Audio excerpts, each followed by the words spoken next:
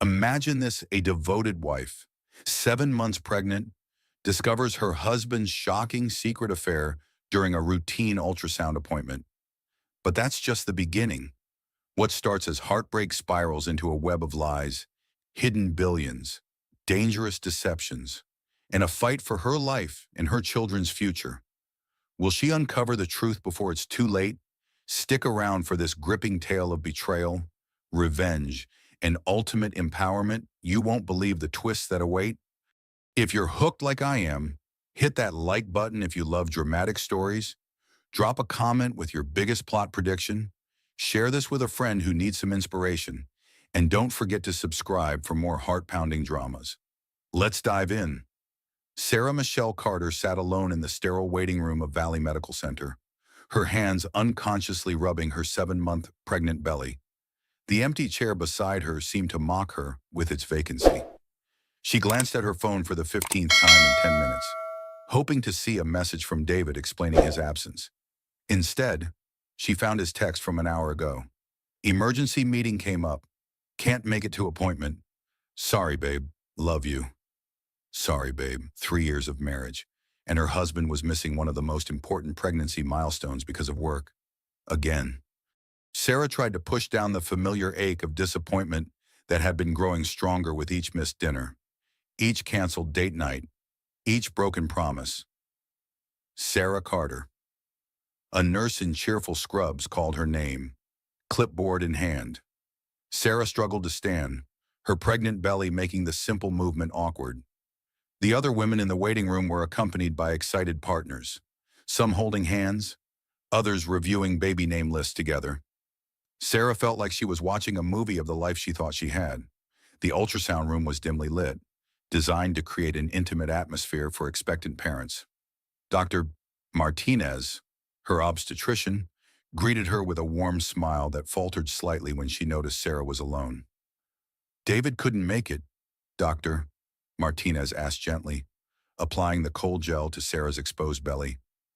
"Work emergency," Sarah replied, the words tasting bitter in her mouth. She'd been using the same excuse for months now, and she was tired of defending her husband's absence from their shared life. As the ultrasound wand moved across her skin, the familiar whooshing sound of her baby's heartbeat filled the room. There on the screen was her son, perfectly formed, his tiny heart beating strong and steady. Sarah's eyes filled with tears, but not entirely from joy. "Would you like me to try calling David so he can see this?" Dr. Martinez offered, pausing the examination. Sarah's heart leaped with hope. "Could you, if it's not too much trouble?" She fumbled for her phone and hit David's contact. The phone rang once, twice, 3 times. Then the call went to voicemail. Sarah tried FaceTime, thinking maybe he could at least see the baby's image even if he couldn't be there. The screen showed David is unavailable after just one ring. The rejection hit her like a physical blow. She was experiencing one of the most beautiful moments of her pregnancy, seeing their son's perfect profile, watching him move and stretch in her womb, and David had actively declined to share it with her. Dr. Martinez pretended not to notice Sarah's tears, but she handed her an extra tissue and took several still images of the ultrasound. "I'll print these for you to take home," she said softly. Sarah nodded, unable to speak. She watched her baby's heartbeat on the monitor, so strong and determined, and wondered if she was strong enough to give him the family he deserved. The slow-motion tears that rolled down her cheeks felt like they carried the weight of all her unspoken fears about her marriage. After the appointment, Sarah sat in her car in the hospital parking lot, staring at the ultrasound photos. She pulled out her phone to text David the images, then stopped. What was the point? He'd made his priorities clear. Instead, she found herself thinking about her grandmother's words from 3 years ago, just before she died. "Test his love, Sarah. Before you tell him about the inheritance, make sure he loves you for who you are, not what you have." Sarah had inherited $2.8 billion when her grandmother passed away. Carter Tech Industries, the company that had revolutionized social media algorithms, had been built by her grandmother from nothing. But Sarah had never told David about the money. She'd wanted to be sure he loved her for herself, not for her bank account. Now, sitting alone after another missed milestone, she wondered if her test had already given her the answer she'd been dreading. Her phone buzzed with a text from her 8-year-old daughter, Madison. "Mommy, when are you coming home? I made you a picture of the baby." Sarah smiled through her tears. Madison had been so excited about becoming a big sister. Her daughter from her previous relationship had embraced David as a father figure, and Sarah had thought they were building the perfect blended family. She was about to put her phone away when another notification caught her eye. David's calendar had sent her an automatic update. She'd been added to his shared calendar years ago, back when they actually coordinated their schedules and spent time together. The notification showed a dinner reservation for tomorrow night at Billionaire, their anniversary restaurant. Sarah's heart skipped. Maybe David was planning something special to make up for missing the appointment. Maybe he was going to surprise her. But as she looked closer at the details, her blood ran cold. The reservation was for 2 people, but it was listed under David's name only.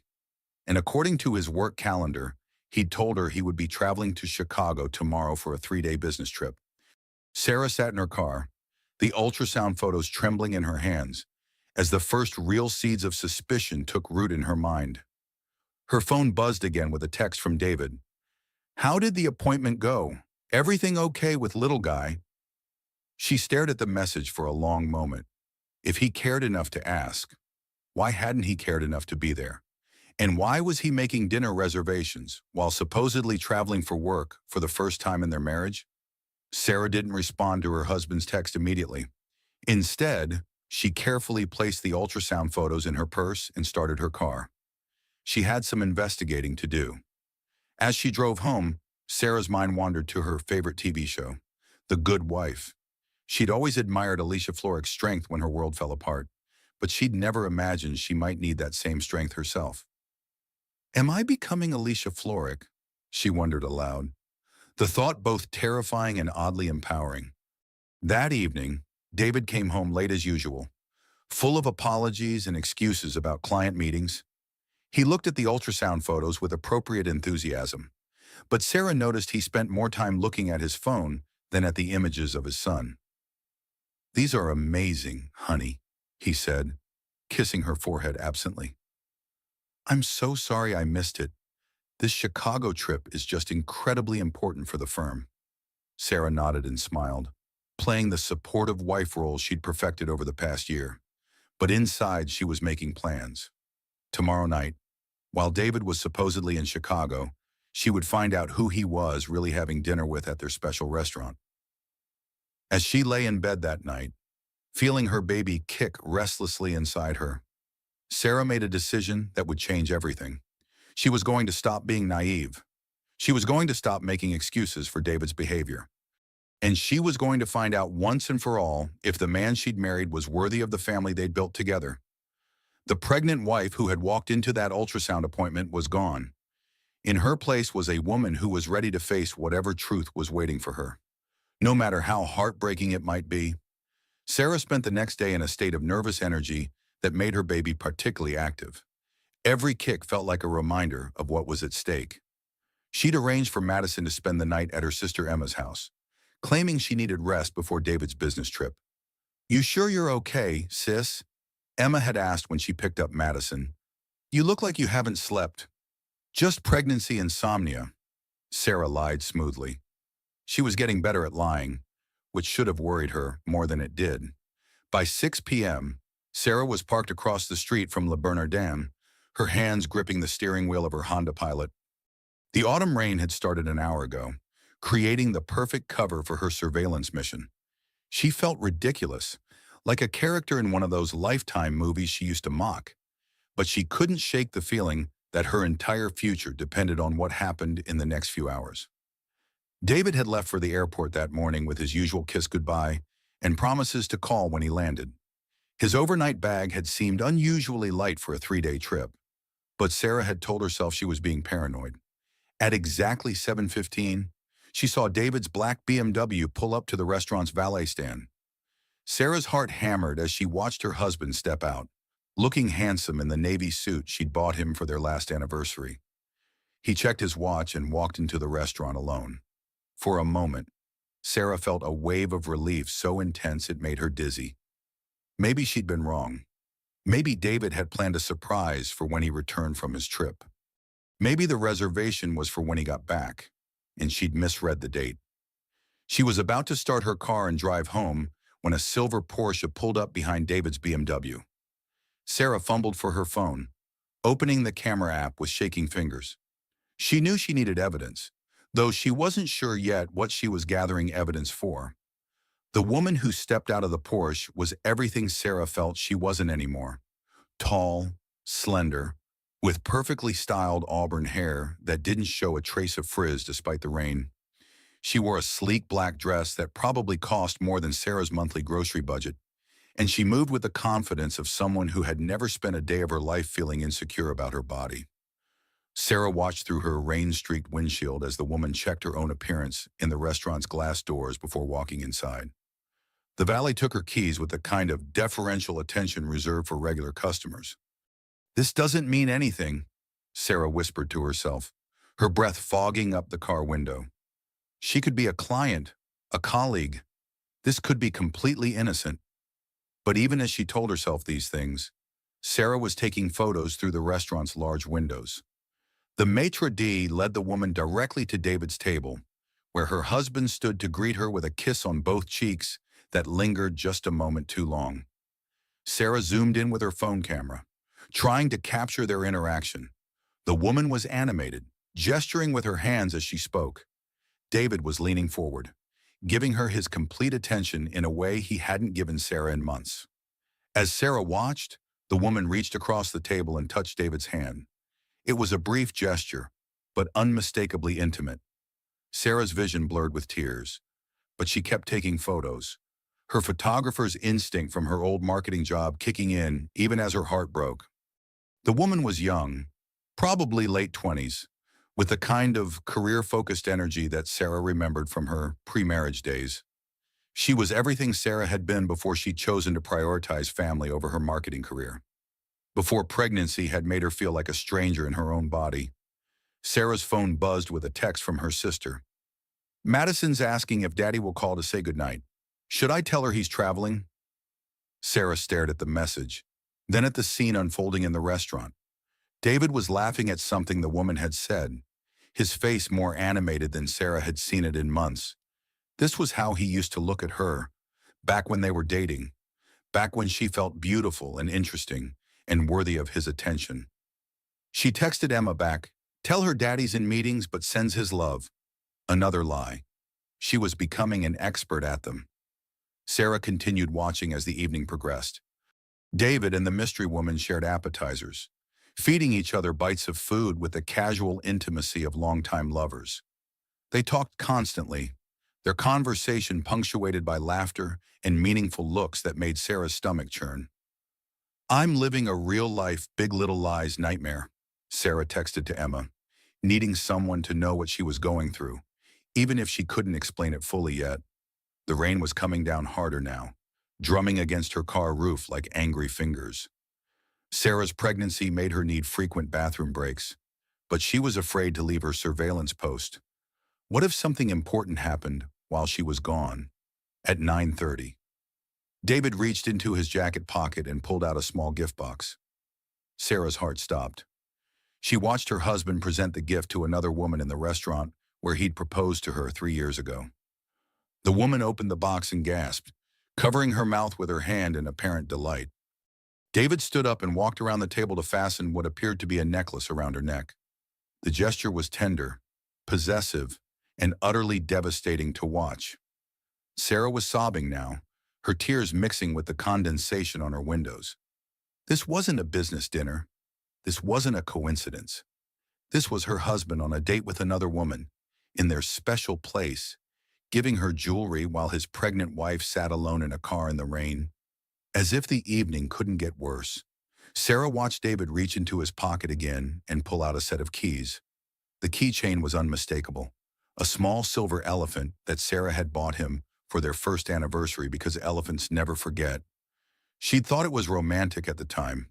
David handed the keys to the woman, who clutched them to her chest as if they were the most precious thing in the world. Sarah knew those keys. She knew that keychain, and she had a terrible suspicion about what they unlocked. Her phone rang, startling her out of her devastated trance. David's name appeared on the screen, with hands that shook so badly she could barely hold the phone. Sarah answered. "Hey, babe." David's voice was casual, relaxed. "Just calling to check in. Flight was delayed, but I finally made it to the hotel. How are you feeling?" Sarah looked through the restaurant window at her husband, who was still sitting at the table with his companion. He wasn't at a hotel. He wasn't in Chicago. He was 20 feet away from her, lying with such casual ease that it took her breath away. "I'm fine," Sarah managed to say, proud that her voice sounded almost normal. "Just tired. Madison's at Emma's, so I'm going to bed early." "Good, you need your rest. I'll call you tomorrow." "Okay, love you." "Love you too," Sarah whispered, the words feeling like shards of glass in her throat. She hung up and watched David put his phone away, then lean across the table to kiss the other woman's hand. The casual cruelty of it, the effortless way he'd lied to her while looking into another woman's eyes, made Sarah feel physically sick.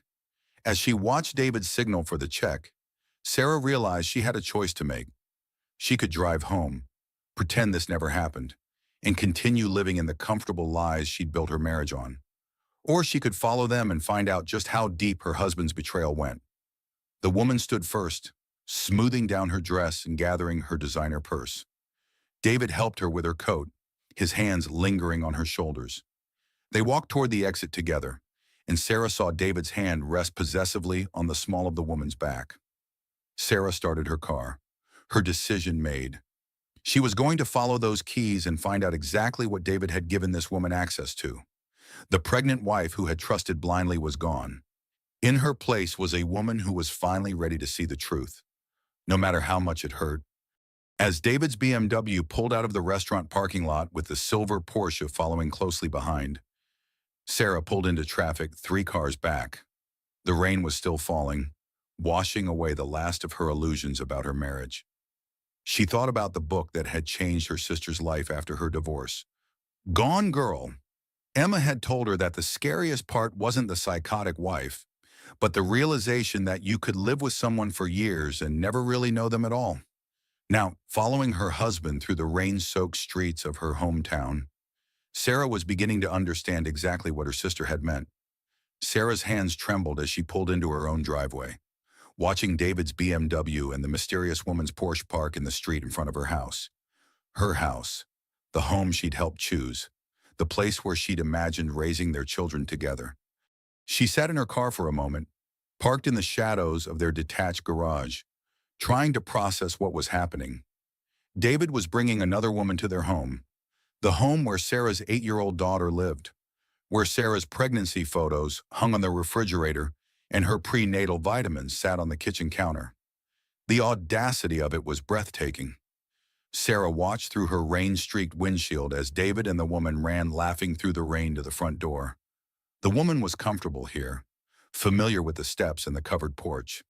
This wasn't her first visit. David used his key to let them both inside, and lights began flicking on throughout the house. Sarah's house. Their house. The house where she'd spent the morning organizing the nursery for their unborn son. Sarah sat in the dark garage for 10 more minutes, trying to gather the courage to face whatever she was about to discover. Her baby was kicking frantically, as if sensing her stress. She rubbed her belly gently, whispering, "It's okay, little one. Mommy's going to figure this out." Finally, she used her garage remote to open the side door and slipped quietly into her own home like a burglar. The familiar scent of the vanilla candles she kept in the entryway was overwhelmed by an expensive perfume she didn't recognize. Flowery and sophisticated. Nothing like the simple lavender body spray Sarah had been using since her pregnancy made her sensitive to strong scents. She could hear voices coming from the kitchen, David's deep laugh mixing with a woman's musical giggle. Sarah kicked off her shoes and crept toward the sound, staying close to the walls and avoiding the floorboards she knew creaked. "You've really made this place feel like home," the woman was saying, her voice carrying clearly through the open kitchen doorway. "Well, it will be officially yours soon enough," David replied, and Sarah's blood turned to ice. "The lawyers say the divorce should be finalized within 6 months, especially with the mental health angle we're building." Mental health angle. Sarah pressed herself against the hallway wall, straining to hear every word. "Are you sure she won't fight you for custody?" the woman asked, and Sarah heard the distinctive sound of wine being poured. "She seems like the type who'd use the kids as weapons." "Madison isn't even mine biologically," David said dismissively. "And with Sarah's postpartum depression history and the way she's been acting lately, paranoid and emotional, I don't think any judge will give her primary custody of the baby." Sarah covered her mouth to keep from crying out. Postpartum depression history. She'd never had postpartum depression. She'd had a few difficult weeks after Madison was born, which was completely normal for any new mother, especially one dealing with her ex-husband's abandonment. But David was apparently planning to twist her normal emotional responses into some kind of mental health crisis. "You're so smart, babe," the woman purred. "I can't wait until this is all over and we can be together openly. I'm tired of hiding." "Soon, Vanessa. I promise. Once the baby's born and I have the custody arrangement locked down, we'll be free. Sarah will be so grateful for whatever alimony I offer that she won't ask too many questions about the business." Vanessa. Now Sarah had a name to go with the face that had been haunting her for the past few hours. "What about her family money?" Vanessa asked. "Your firm's been trying to land that Carter Tech account forever. If she's really connected to them like you think..." Sarah's heart stopped. David knew about her inheritance. Somehow, he'd figured out her connection to Carter Tech Industries, but how she'd been so careful to keep it secret. "Trust me, once I have custody of the kids and she's desperate for stability, she'll give us access to whatever connections she has," David said. "Rich girls like Sarah always crack under pressure. They're not built for real hardship." Rich girls like Sarah. He knew. He'd known all along about her inheritance, and he'd been planning to use her for it. Every loving word, every gentle touch, every moment of intimacy they'd shared had been part of an elaborate con. Sarah felt like she was drowning, even though she was standing in her own hallway. The man she'd married, the man she'd trusted with her heart and her body and her children, had been playing a long game from the very beginning. "I should probably head upstairs," Vanessa said, and Sarah's confusion deepened. "Upstairs.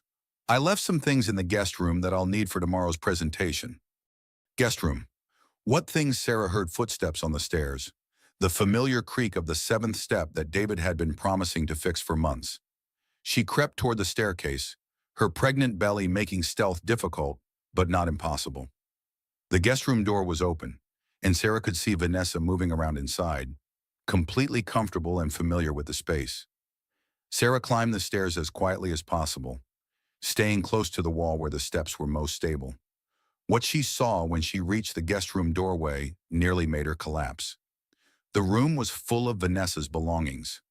Professional clothes hung in the closet that Sarah used for storing out-of-season items. The dresser that had held Sarah's childhood keepsakes now displayed expensive cosmetics and jewelry. The bed that Sarah had made up for her mother's visits was clearly being slept in regularly. Vanessa was living in Sarah's house, had been living there by the looks of it, for weeks or even months. Sarah stumbled backward, her vision going black around the edges. The stress and shock were too much.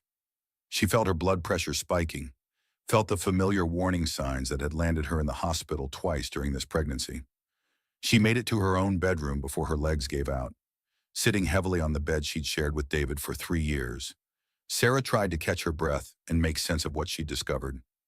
David had been having an affair with Vanessa, who worked at his firm. They were living together in Sarah's house, planning to divorce her and take custody of her children. David knew about her inheritance and was planning to exploit her family connections for his business. And he was building some kind of case that she was mentally unstable to ensure he got what he wanted in the divorce. The baby kicked hard, as if protesting the stress hormones flooding Sarah's system. She placed both hands on her belly, trying to calm herself for the sake of her unborn son. "I'm sorry, baby," she whispered. "Mommy didn't know. Mommy was so stupid." But even as she berated herself, Sarah felt something else rising in her chest alongside the devastation. Anger. Pure, clean anger that burned away some of the shock and confusion. She thought about her grandmother's deathbed advice. Test his love before you reveal your wealth. Well, the test was over, and David had failed spectacularly. He'd never loved her at all. He'd been playing a part, waiting for the perfect moment to destroy her and take everything she had. Sarah pulled out her phone and scrolled through her contacts until she found the number she'd never thought she'd need to use. James Chen, the financial advisor who had been managing her inheritance in secret for the past 3 years. But before she could call James, she heard footsteps in the hallway. David's voice carried clearly from the guest room. "Vanessa, we need to be more careful. Sarah's been acting strange lately, asking questions. I think she might be suspicious." "So what if she is—" Vanessa's voice was sharp, confident. "What's she going to do? She's a pregnant housewife with no money and no job. She needs you more than you need her." If only they knew, Sarah thought grimly. If only they knew that the pregnant housewife they were dismissing owned the company that could make or break David's entire career. Sarah was about to sneak back downstairs when she heard David say something that made her blood run cold. "Did you remember to take your vitamins today?" Vitamins. Sarah's mind raced. What vitamins would Vanessa need to take? "Of course," Vanessa replied. "The doctor said the first trimester is the most important time. I can't believe we're going to have a baby." Sarah gripped the doorframe to keep from falling. Vanessa was pregnant too. David was going to have 2 babies, with 2 different women, and somehow he thought he could manage both situations to his advantage. The sheer arrogance of it was staggering. David was living a double life so completely that he'd gotten both his wife and his mistress pregnant at the same time. He was planning to divorce Sarah, take custody of her children, and start fresh with Vanessa and their baby. Sarah's phone buzzed with a text from Madison. "Aunt Emma says I can stay up late and watch a movie. Is that okay? I miss you." "Mommy." The innocent message from her daughter snapped Sarah back to reality. Madison, her sweet, trusting 8-year-old who thought David was the best stepfather in the world. Madison, who was so excited about becoming a big sister that she'd been practicing changing diapers on her dolls. David was planning to take Madison away from her. He was planning to upend her daughter's entire life for his own selfish purposes, and he was planning to do the same thing to the baby boy currently growing inside Sarah's body. Sarah's hands instinctively moved to her belly, protective and fierce. No one was taking her children from her. No one was destroying her family for their own gain. David had made the mistake of underestimating the pregnant housewife with no money and no job. He was about to learn just how wrong he'd been about her. Sarah texted Madison back. "Movie sounds perfect. Sweetheart. Have fun with Aunt Emma. Mommy loves you." Then she crept back downstairs, slipped out through the garage, and drove to the 24-hour diner on the other side of town. She needed somewhere safe to think, somewhere David would never look for her. As she sat in a booth at 3 in the morning, ordering decaf coffee and trying to process everything she'd learned, Sarah felt her old self stirring to life. The marketing executive who had built campaigns from nothing. The strategic thinker who had turned struggling brands into household names. The woman who had inherited a billion-dollar empire because her grandmother trusted her intelligence and strength. David thought he was playing chess while Sarah was playing checkers. He was about to discover that Sarah had been playing a completely different game all along. And now that she knew the rules of his game, she was going to destroy him with moves he'd never see coming. The pregnant wife who had discovered her husband's affair was gone. In her place was a billionaire who was ready to wage war. Sarah arrived home at dawn, exhausted but resolute. She'd spent the rest of the night at the diner, making lists and plans. The first item on her agenda was confronting David, but she was going to do it on her terms, with complete control of the situation. She parked in the garage and slipped back into the house, noting that Vanessa's Porsche was gone from the street. Apparently, the other woman only spent certain nights in Sarah's home. How generous of her to give Sarah some time in her own house. David was in the kitchen, dressed in his running clothes and making coffee with the expensive machine Sarah had bought him for Christmas. He looked up when she entered, his face showing what appeared to be genuine concern. "Hey, babe, you're up early. How are you feeling? You look tired." The casual normalcy of it made Sarah's stomach turn. Here was her husband, fresh from spending the evening with his pregnant mistress in their guest room, asking about her well-being as if he actually cared. "I need to ask you something, David," Sarah said, setting her purse carefully on the kitchen counter. She'd practiced this moment during her long night at the diner. "Of course. What's wrong? You look upset." Sarah pulled out her phone and scrolled to the photos she'd taken the night before. Photos of David and Vanessa at the restaurant, holding hands, kissing. David's face went white as he recognized what he was looking at. "How long?" Sarah asked quietly. David's coffee mug slipped from his hands, shattering against the kitchen floor. The sound seemed to break whatever facade he'd been maintaining. His shoulders sagged, and for a moment, he looked like a man who'd been caught red-handed. "Sarah, I can explain." "How long, Miss David?" 8 months, he said quietly, not meeting her eyes. "It started when she joined the firm. It wasn't supposed to happen. It just did. 8 months. Sarah's baby was due in 2 months, which meant David had been cheating on her almost her entire pregnancy. Every time he'd told her she was beautiful, every time he'd felt the baby kick, every time they talked about their future together, he'd been lying. "Is she pregnant?" Sarah asked, though she already knew the answer. David's head snapped up in surprise. "How did you—" "Yes. She's about 3 months along." Sarah felt something break inside her chest, but she kept her voice steady. "So you got your wife and your mistress pregnant at the same time? Congratulations. That takes a special kind of man." "Sarah, please, let me explain. It's not what you think. Really, because what I think is that you've been planning to leave me for months. What I think is that Vanessa has been living in our guest room while you build a case that I'm mentally unstable so you can take my children and my money." David went very still. "What money?" "Sarah." There it was, the slip he'd been trying to avoid. Sarah smiled grimly. "Oh, David, did you really think I didn't know that you knew Carter Tech Industries? My grandmother's company. The account your firm has been desperately trying to land for the past 2 years.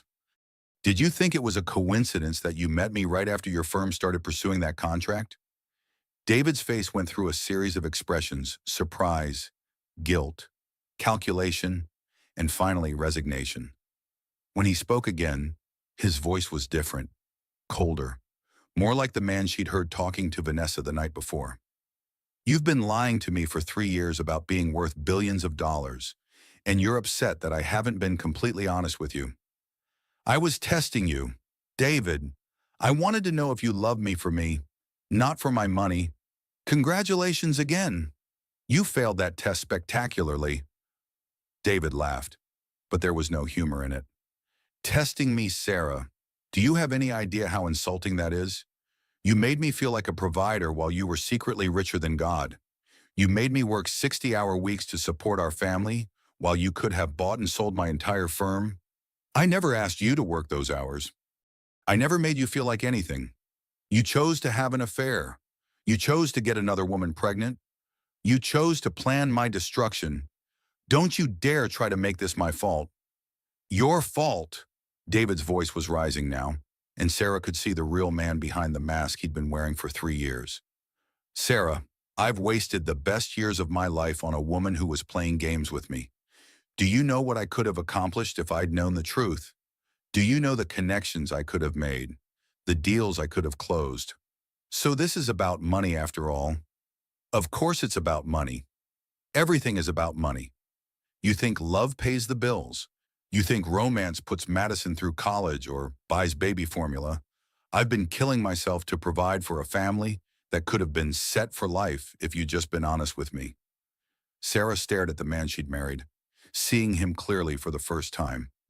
So your solution was to cheat on me and plan to steal my children. David's expression shifted again, and suddenly he was the remorseful husband again, the mask sliding back into place so smoothly it was terrifying. Sarah, baby, you're right. I've made terrible mistakes, but I love you. I love our family. Vanessa was a mistake, a horrible lapse in judgment. But we can fix this. We can go to counseling. We can work through this. I'll end things with her today. For just a moment, Sarah felt her resolve waver. This was the David she'd fallen in love with, the one who'd made her believe in happily ever after, the one who'd been so good with Madison, so excited about the baby. You'd really end it with her, even though she's having your baby. Yes, David said firmly, reaching for Sarah's hands. You and our children are what matter. I made a terrible mistake, but I want to fix it. We can be a family again. Sarah, a real family. And now that everything's out in the open about your inheritance, we can build something amazing together. Sarah looked down at their joined hands, and for a moment, she allowed herself to imagine it. Forgiveness, counseling, a second chance. Maybe they could work through this. Maybe David really was remorseful. Maybe love could overcome betrayal. Then she heard the front door open and close. David, Vanessa's voice called from the entryway. I forgot my laptop charger. Where did you put it? Sarah and David froze, staring at each other. Then Vanessa appeared in the kitchen doorway, looking gorgeous and well-rested and very much at home in Sarah's house. Oh, Vanessa said, taking in the scene. Her eyes moved from David's guilty face to Sarah's obvious pregnancy to the shattered coffee mug on the floor. I didn't realize you were having a conversation. Vanessa, you need to leave, David said quickly. Sarah and I are talking, but Vanessa didn't leave. Instead, she smiled, and Sarah saw something predatory in her expression. Actually, David, I think it's time we stop pretending, Vanessa said, pulling out her phone. Sarah deserves to know the truth about everything. Don't you think? Vanessa, don't, David warned, but she was already typing on her phone. I'm going live on Instagram, Vanessa announced cheerfully. I think it's time everyone knew that I'm the new lady of this house. Sarah watched in horror as Vanessa started a live stream from Sarah's own kitchen, positioning herself so that the expensive appliances and family photos were clearly visible in the background. Hey everyone, Vanessa said brightly to her phone camera. So I have some exciting news to share. I'm finally ready to go public with my relationship. Some of you have been asking about the gorgeous house in my recent posts, and I can finally tell you that this is my new home. Sarah could see the comments starting to flood in. Hearts and fire emojis and questions about Vanessa's mysterious new man.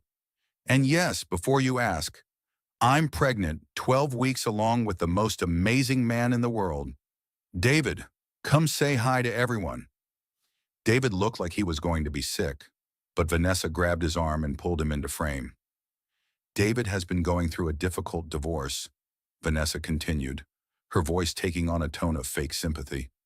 His ex-wife has been making things very hard for him, trying to use her pregnancy to manipulate him into staying.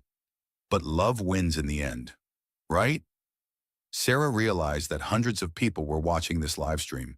She could see the viewer count climbing rapidly, and some of the comments were starting to recognize David from his professional headshots on the firm's website. Vanessa, stop this right now, David hissed, but she just smiled brighter. Oh, and the best part, Vanessa continued, is that David's ex-wife has been hiding the fact that she's secretly wealthy this whole time. Can you imagine making your husband work 70-hour weeks while you're worth billions? Some women are just so selfish. The comments exploded. Sarah could see her personal business being dissected by strangers, her private pain being turned into entertainment. Someone had already identified her from Madison's school social media posts. Someone else was sharing screenshots from Carter Tech's corporate website.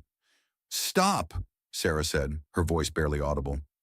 Oh, look, everyone, Vanessa said, turning the camera towards Sarah. Here she is now, the billionaire housewife who's been playing victim. Say hi. Sarah. Sarah felt the room spinning around her. The stress, the lack of sleep, the shock of seeing her private humiliation broadcast to strangers. It was all too much. She gripped the kitchen counter, trying to stay upright.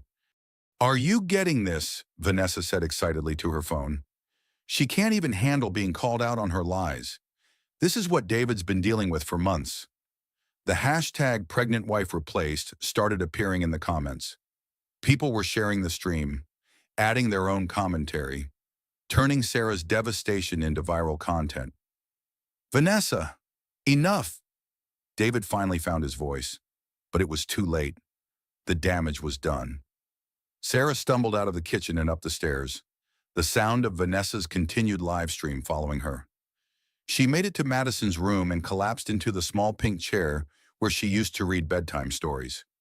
On Madison's desk was a drawing the 8-year-old had made the week before. It showed their family, David, Sarah, Madison, and a small baby, all holding hands in front of their house. At the top, in Madison's careful handwriting, were the words, "My perfect family." Sarah buried her face in her hands and sobbed. Everything was destroyed. Her marriage, her privacy, her daughter's sense of security. By now, the live stream had probably been shared thousands of times. Madison would go to school on Monday and face questions about her mother's lies and her stepfather's affair. As if summoned by her thoughts, Sarah's phone rang. Emma's name appeared on the screen. Sarah, what the hell is happening? Emma's voice was sharp with worry. Someone just sent me a video of David's girlfriend live streaming from your kitchen. Are you okay? No, Sarah whispered. I'm not okay. Madison and I are coming home right now. No, keep her there. Please. I don't want her to see this. Sarah, you need to get out of that house. Come here. Bring whatever you need and come here right now. Sarah was about to respond when she felt a sharp pain in her abdomen. Then another one, stronger this time. She looked down and saw a spot of wetness on Madison's pink chair. Emma, Sarah said, her voice rising in panic. I think my water just broke. The pain hit again, harder this time, and Sarah doubled over. She was only 34 weeks pregnant. This was too early. The stress had sent her into premature labor, and she was alone in her house with her cheating husband and his pregnant mistress. As another contraction gripped her, Sarah realized that this was only the beginning of her nightmare. Whatever happened next, nothing would ever be the same again. The ambulance ride to Valley Medical Center was a blur of sirens and pain. Sarah gripped the EMT's hand as another contraction ripped through her body, trying to focus on breathing instead of the chaos her life had become in the past 12 hours. David sat across from her in the ambulance, his face pale and stricken. He'd insisted on coming with her, though Sarah wondered if it was genuine concern or damage control. After Vanessa's live stream, his reputation at the firm was probably in ruins. It's going to be okay, David kept saying, but his words felt hollow. Nothing was okay. Everything was falling apart. Mrs. Carter, we're almost there, the EMT assured her. Doctor, Martinez is waiting for you in labor and delivery. Sarah nodded, unable to speak through another wave of pain. Her baby was coming 6 weeks early because of the stress David had caused. If something happened to her son because of David's betrayal, she would never forgive him. The emergency department at Valley Medical was a controlled chaos of nurses and doctors. Sarah was rushed directly to labor and delivery, where Dr. Martinez was waiting with the NICU team. Sarah, I need you to listen to me, Dr. Martinez said as they transferred her to the delivery room. Your baby is coming early, but 34 weeks gives us a good prognosis. The NICU team is here as a precaution, but many babies born at this stage do very well. Is he going to be okay? Sarah gasped between contractions. We're going to take excellent care of both of you, Dr. Martinez promised. The next few hours were a haze of pain and medical procedures. Sarah's blood pressure was dangerously high, and she could hear the medical team discussing preeclampsia and emergency C-section in hushed tones that weren't quite hushed enough. Through it all, David held her hand and whispered apologies and promises, but Sarah barely heard him. All her focus was on the baby who was fighting to be born too soon. At 3:47 p.m., Samuel David Carter entered the world weighing 4 pounds, 3 ounces. He was tiny and red and perfect, but he was whisked away to the NICU before Sarah could do more than glimpse his face. "He's breathing on his own," Dr. Martinez reported as she finished the C-section. "That's an excellent sign. You should be very proud of him. Sarah, he's a fighter." A fighter, just like his mother would have to be.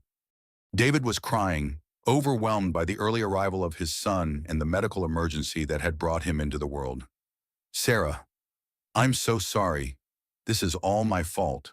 The stress, the complications, everything." Sarah was too exhausted to respond. The anesthesia was making her groggy, and all she wanted was to see her baby. But Samuel was in the NICU, connected to monitors and breathing equipment, fighting the fight that premature babies have to fight. It wasn't until the next morning that Sarah learned just how much deeper David's betrayal went. She was recovering in her hospital room, pumping breast milk for Samuel and trying to process the fact that she was now the mother of a NICU baby, when a woman in a business suit knocked on her door. "Mrs. Carter, I'm Jennifer Walsh from Harper, Sterling, and Associates. I need to speak with you about a legal matter."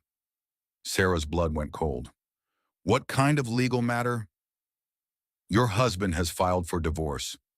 I'm here to serve you with papers." The papers were thick and official, full of legal language that made Sarah's head spin. But certain phrases jumped out at her with devastating clarity: irreconcilable differences. Plaintiff seeks primary custody. Defendant has exhibited signs of mental instability and erratic behavior. He's filing for divorce while I'm in the hospital recovering from having his baby. Sarah's voice was barely a whisper. "I'm sorry, Mrs. Carter. I know this is difficult timing." Difficult timing.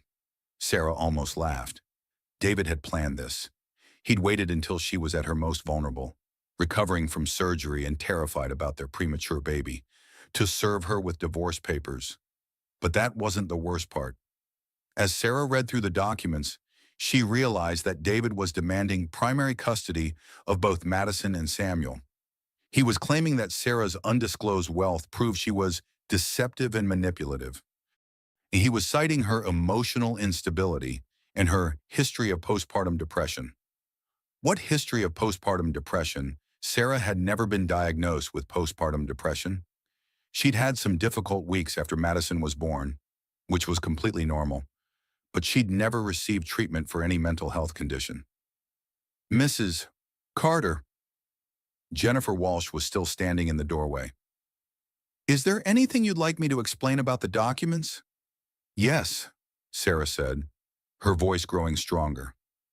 "I'd like to know how my husband can claim I have a history of postpartum depression when I've never been diagnosed with or treated for any such condition."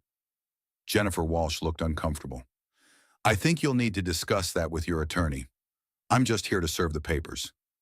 After the process server left, Sarah called Emma. "Sarah, thank God." Emma's voice was tight with worry. "How's the baby? How are you?" "Samuel's in the NICU, but he's breathing on his own." "Emma, David just served me with divorce papers. In the hospital, while our baby is fighting for his life." The silence on the other end of the line was deafening. "That bastard," Emma finally whispered. "That absolute bastard. He's claiming I'm mentally unstable. He's trying to take Madison and Samuel. He can't do that. Sarah, no judge would. He can and he will if I don't fight back. Emma, I need you to call someone for me. James Chen. His number is in my phone under financial advisor. Tell him I need to see him today. Sarah, you just had surgery. You need to rest. I'll rest when my children are safe." That afternoon, James Chen arrived at the hospital looking like exactly what he was, the kind of attorney-financial advisor hybrid that billionaires kept on retainer. Tall, impeccably dressed, and carrying a briefcase that probably cost more than most people's cars. "Ms. Carter," he said, using the name she'd been born with rather than her married name. I'm so sorry to meet under these circumstances. How is your son? He's stable. Thank you for coming so quickly. James sat down in the visitor's chair, his expression serious. I've reviewed the divorce papers you had your sister send me. This is a complex situation. David knows about the inheritance. I don't know how, but he knows. And he's been planning this divorce for months, maybe longer. That's not entirely surprising. When someone with your level of wealth tries to live anonymously, there are always traces. A skilled investigator could probably piece together your identity. Sarah's heart sank. So he's been playing me from the beginning. Possibly, but that doesn't mean he wins. Sarah, you have resources that most women in your situation don't have. David is making a mistake by underestimating you. He's claiming I'm mentally unstable. He says I have a history of postpartum depression that doesn't exist. James pulled out a tablet and made some notes. We'll need to address that immediately. I'll have our medical team review all your health records. If David is falsifying mental health claims, that's going to backfire on him spectacularly. What about custody? Can he really take my children? Not if we play this correctly. Sarah, you've been hiding your wealth, but you've also been documenting David's neglect and absence without realizing it.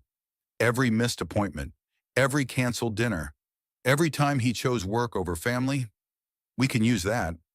Sarah felt a spark of hope for the first time since the nightmare began. What do you need from me? Everything. Phone records, calendar entries, photographs, every piece of evidence that shows what kind of husband and father David really is.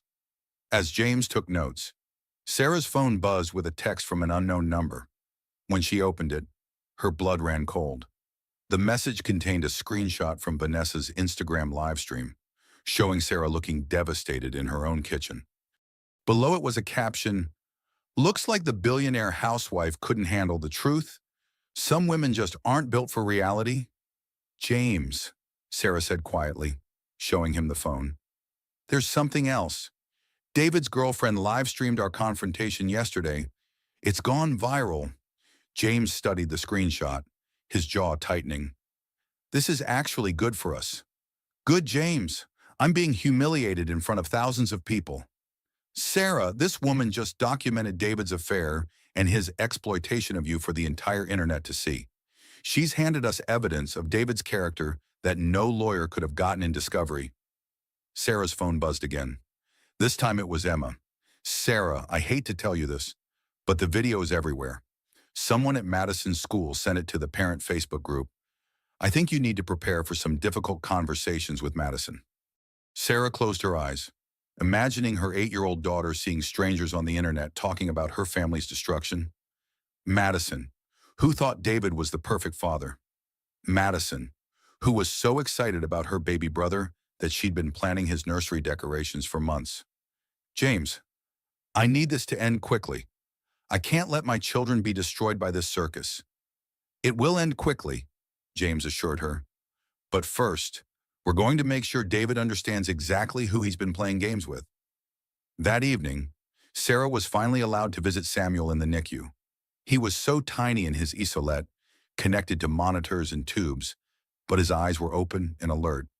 When Sarah spoke to him, he turned his head toward her voice.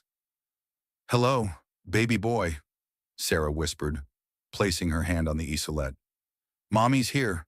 Mommy's going to protect you. I promise. A nurse approached with Samuel's latest status update. He's doing remarkably well for a 34-weeker. His breathing is strong, and he's already trying to coordinate sucking and swallowing.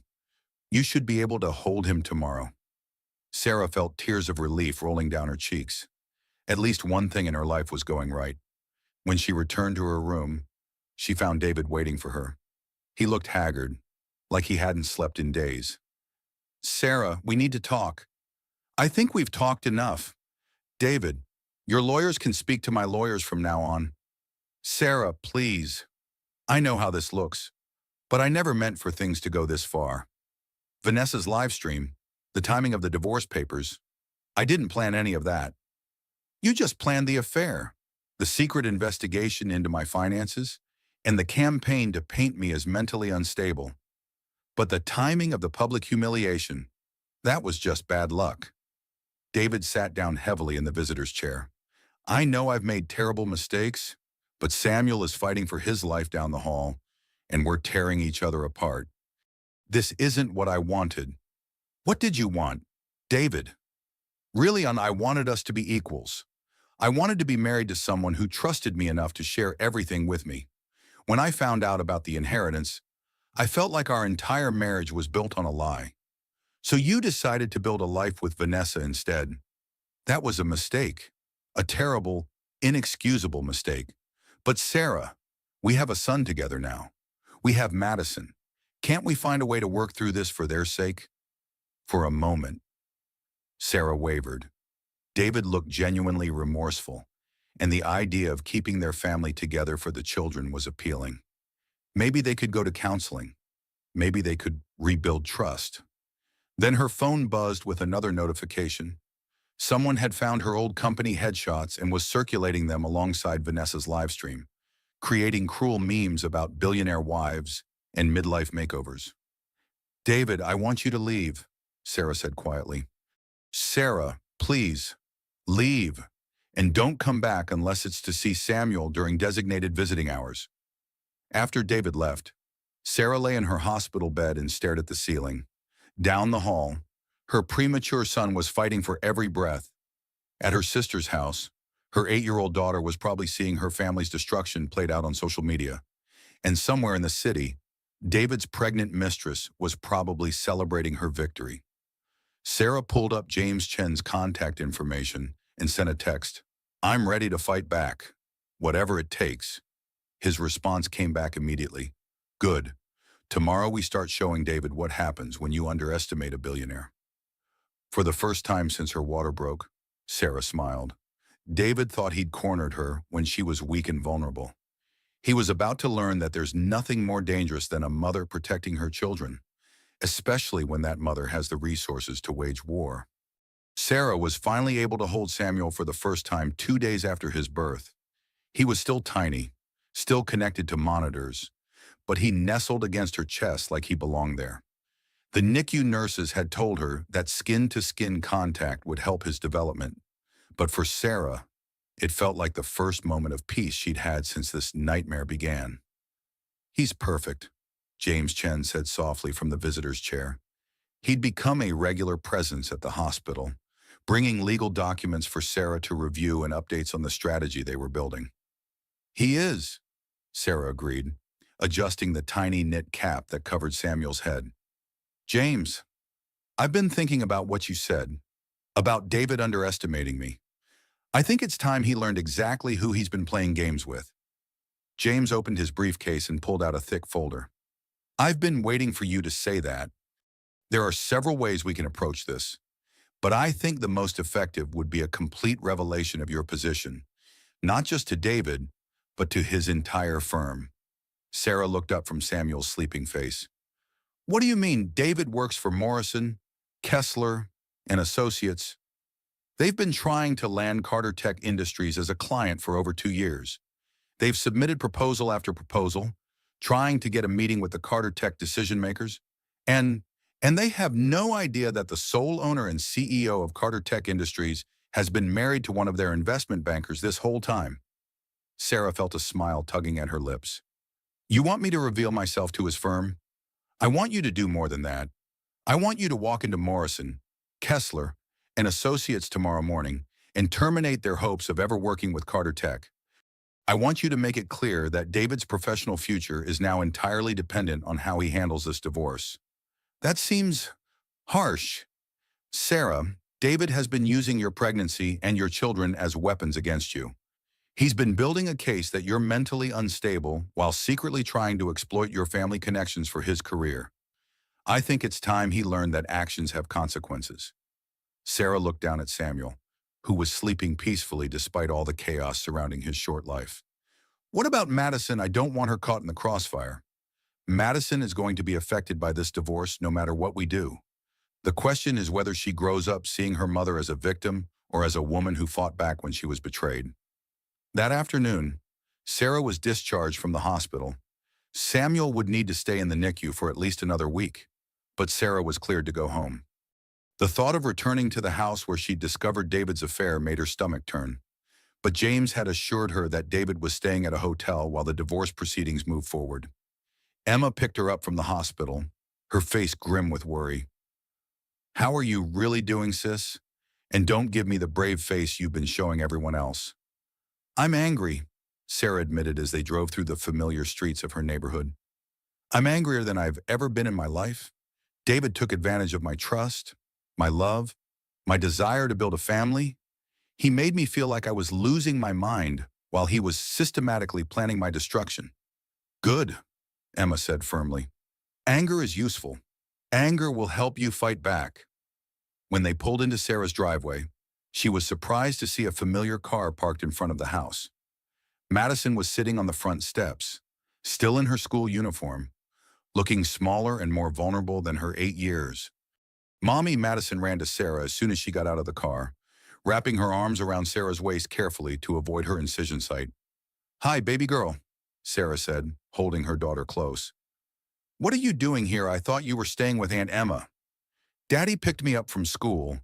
He said he wanted to talk to me about some things." Sarah's blood went cold. She looked at Emma, who was already pulling out her phone to call her ex-husband.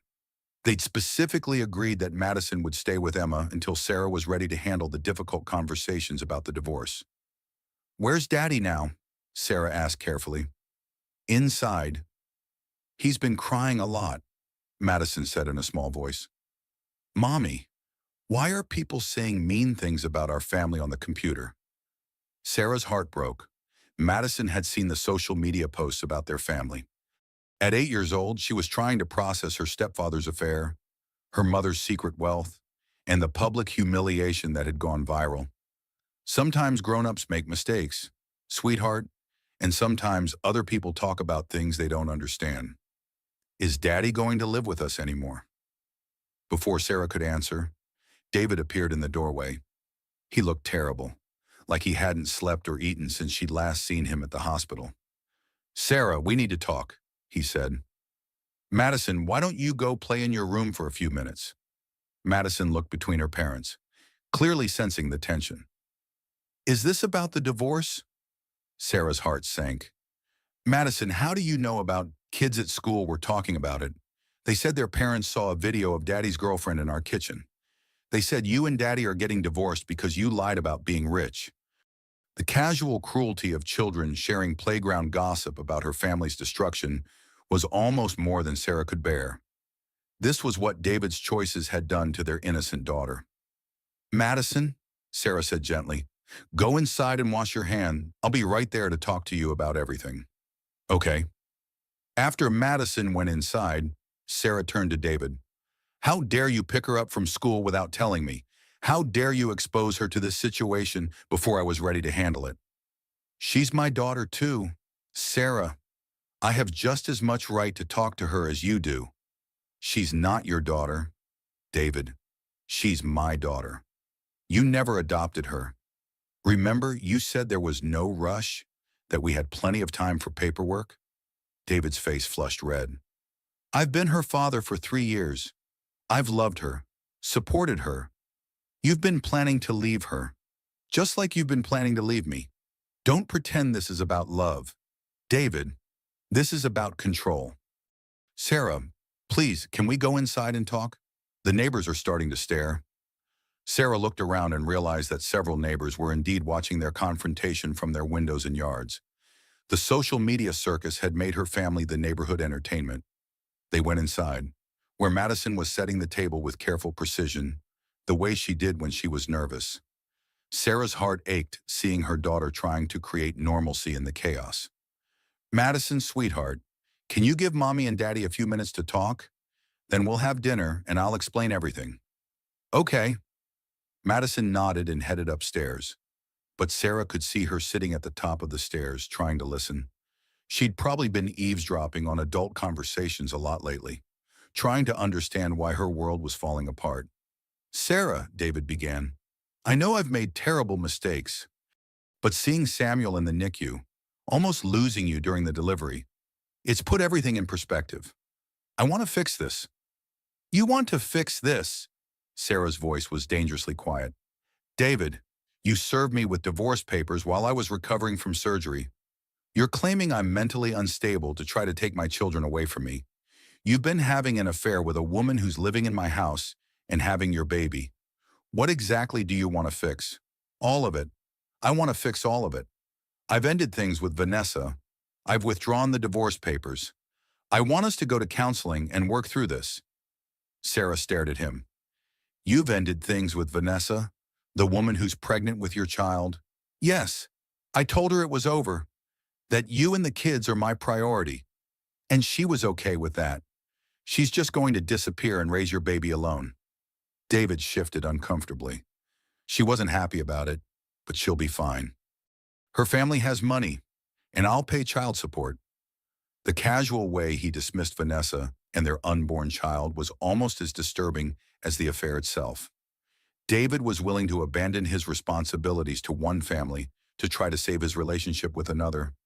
David, I don't think you understand what you've done to us. To Madison, to Samuel, to me. This isn't something that can be fixed with counseling and promises. Sarah, I know about the inheritance. I know you were testing me, and you're right. I failed, but can't you see that the whole situation was unfair? You made me feel like a provider while you were secretly wealthier than I could ever dream of being. So your solution was to cheat on me and try to steal my children. I wasn't trying to steal the children. I was trying to protect my rights as a father. When I found out about your wealth, I realized you could afford to destroy me in a divorce. I needed leverage. Leverage. Sarah repeated the word slowly. You use my children as leverage. They're my children too.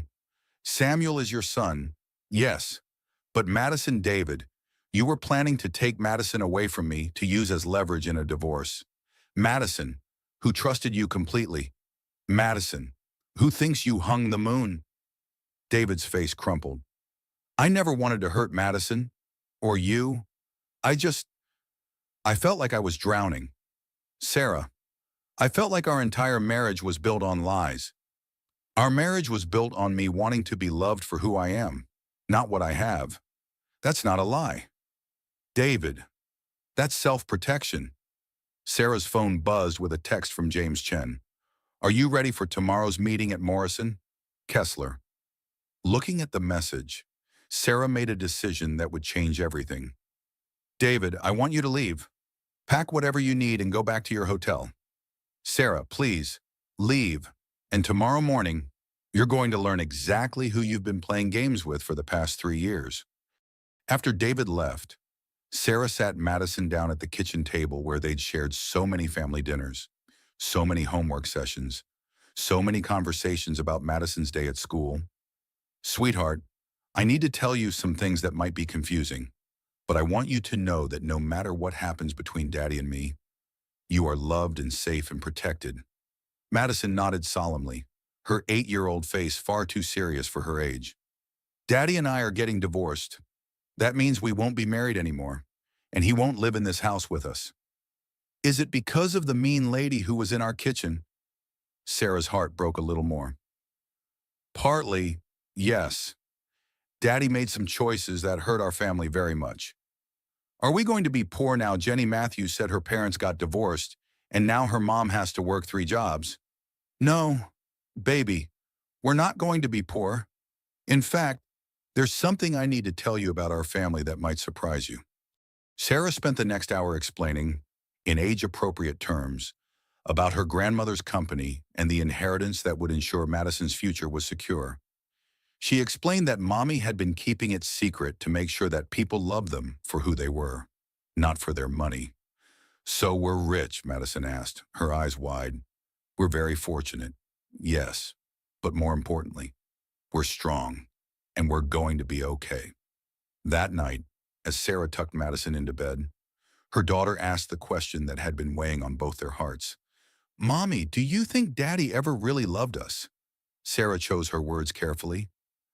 I think Daddy loved the idea of our family, but sometimes people make choices that show they don't understand what love really means. I'm mad at him. Madison whispered. It's okay to be mad. Sweetheart, I'm mad too. But I'm also sad. I wanted him to be my real daddy. I know, baby. I'm sad about that too. After Madison fell asleep, Sarah sat in the nursery she'd prepared for Samuel, surrounded by tiny clothes and baby equipment that might not be used for weeks if Samuel had to stay in the NICU. She thought about Dr. Rodriguez, the therapist she'd started seeing during her pregnancy when David's emotional distance had begun affecting her mental health. Dr. Rodriguez had talked about the difference between testing and controlling, between protecting yourself and manipulating others. Sometimes, Dr. Rodriguez had said, we have to lose everything to find out who we really are. Sarah was about to find out exactly who she was when she stopped playing defense and started playing offense. Tomorrow, David would learn that the pregnant housewife he'd been manipulating was actually the most powerful person he'd ever met, and she was done pretending to be anything less than exactly who she was. Sarah walked into the offices of Morrison Kessler and Associates at 9 a.m. sharp, wearing the black Armani suit she'd bought for her grandmother's funeral and hadn't worn since. James Chen walked beside her, carrying a briefcase that contained enough legal firepower to destroy David's career in one meeting. The receptionist looked up with a polite smile that faltered slightly when she recognized Sarah from the viral video. I'm here to see Marcus Morrison, Sarah said calmly. Tell him Sarah Carter from Carter Tech Industries would like a few minutes of his time. The receptionist's eyes widened. Carter Tech Industries had been the white whale that Morrison, Kessler had been chasing for 2 years. Getting a meeting with anyone from Carter Tech's executive team was considered impossible. I'll call Mr. Morrison right away, the receptionist stammered. Within minutes, Marcus Morrison himself appeared in the lobby. He was a tall man in his 60s with silver hair and the kind of expensive suit that announced his success. He looked exactly like what he was, a man who'd built his firm on landing impossible clients. Ms. Carter, Morrison said, extending his hand with a smile that didn't quite hide his confusion. This is an unexpected pleasure. I have to admit, I'm not sure how you got past our usual channels, but I'm delighted to meet you. Mr. Morrison, I think you'll find this meeting very illuminating. Is there somewhere private we can talk? Morrison led them to his corner office, which was decorated with photos of him shaking hands with politicians and CEOs. The wall behind his desk was covered with awards and certifications that spoke to his firm's reputation and success. Can I offer you coffee water? Morrison asked as they settled into the leather chairs around his conference table. No, thank you. Mr. Morrison, I'm here to discuss my husband's employment with your firm. Morrison's polite smile wavered. Your husband, David Carter, he's been an investment banker here for 5 years. The color drained from Morrison's face. You're David Carter's wife, the woman from the social media incident. I'm the sole owner and CEO of Carter Tech Industries, Sarah said simply.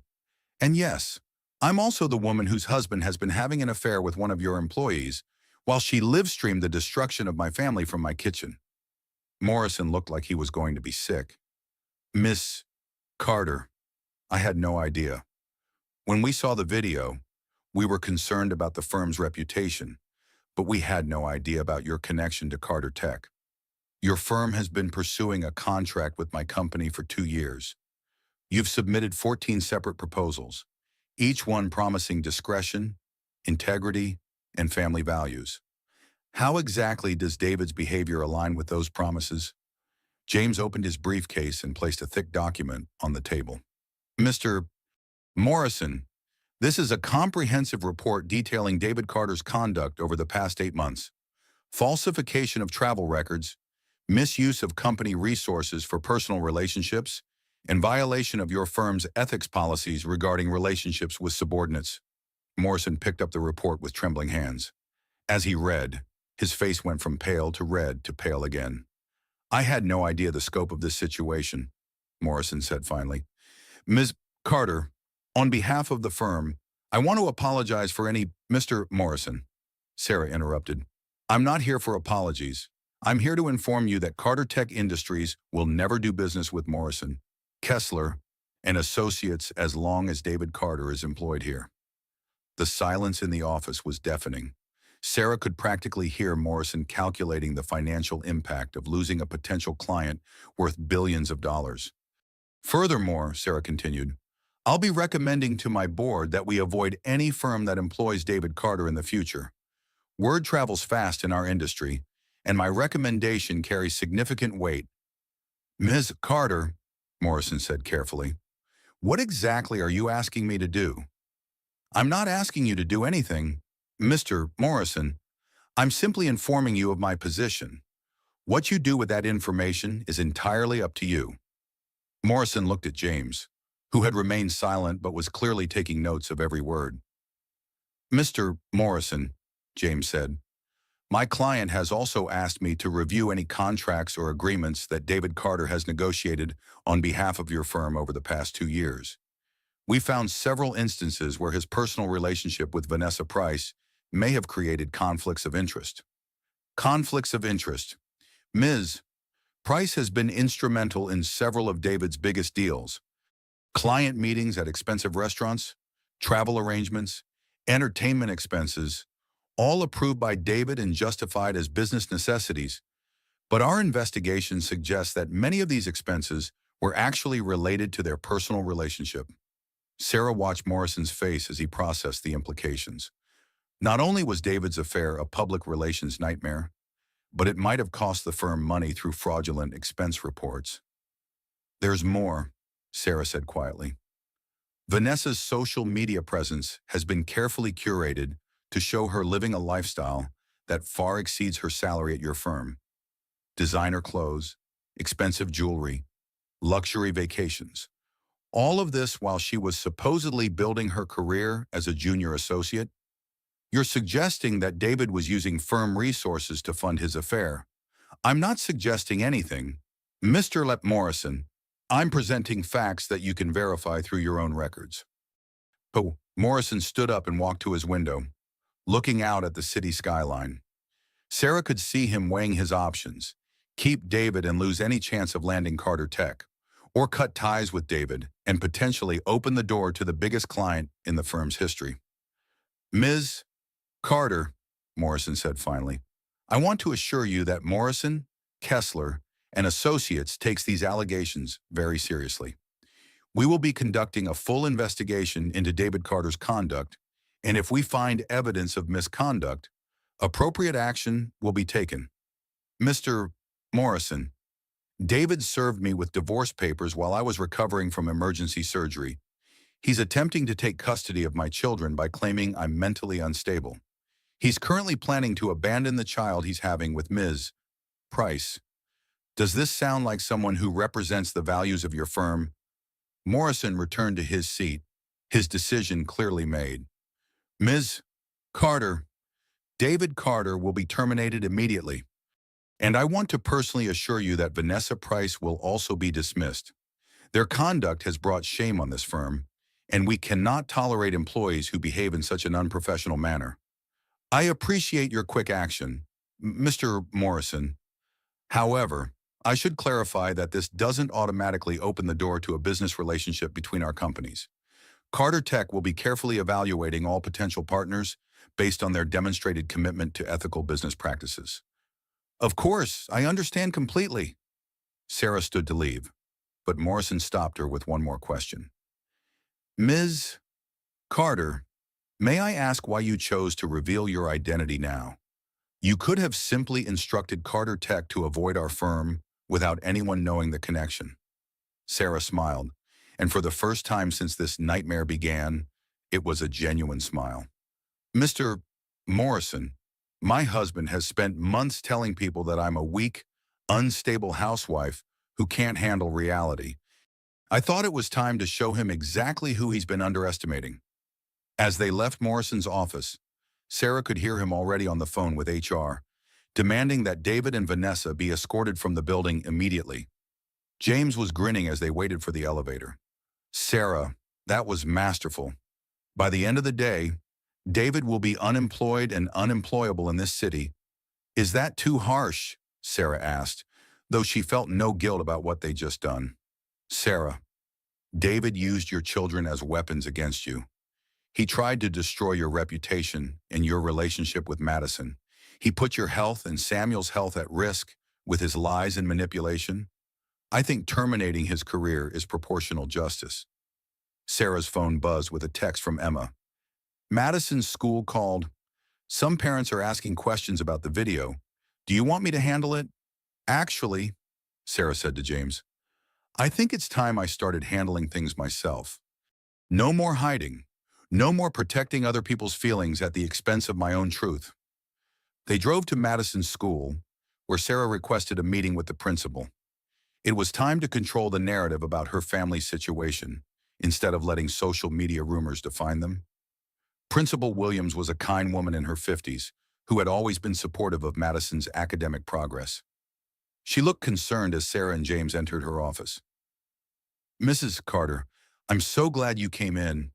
Some of our families have been asking questions about a video they saw online, and I wanted to discuss how we can best support Madison during this difficult time. I appreciate your concern, Mrs. Williams. I'd like to address the situation directly, if you're willing to help me. Of course. What do you need? I'd like to send a letter to all the parents in Madison's class, explaining the situation in age-appropriate terms and asking for their support in protecting the children from adult gossip. Principal Williams nodded approvingly. I think that's a very mature approach. We've found that direct communication is usually more effective than letting rumors spread.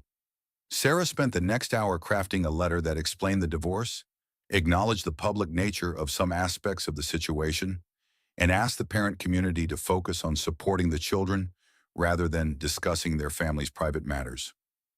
Madison is an exceptional child who deserves to feel safe and supported at school. The letter concluded, I trust our school community to show the same kindness and discretion they would want for their own children during difficult times. By the time they finished at the school, Sarah's phone had 6 missed calls from David. She listened to his voicemails in the car, James beside her taking notes for the legal record. Sarah, what the hell did you do? David's voice was frantic in the first message. Morrison just fired me. They escorted me out of the building like a criminal. Call me back.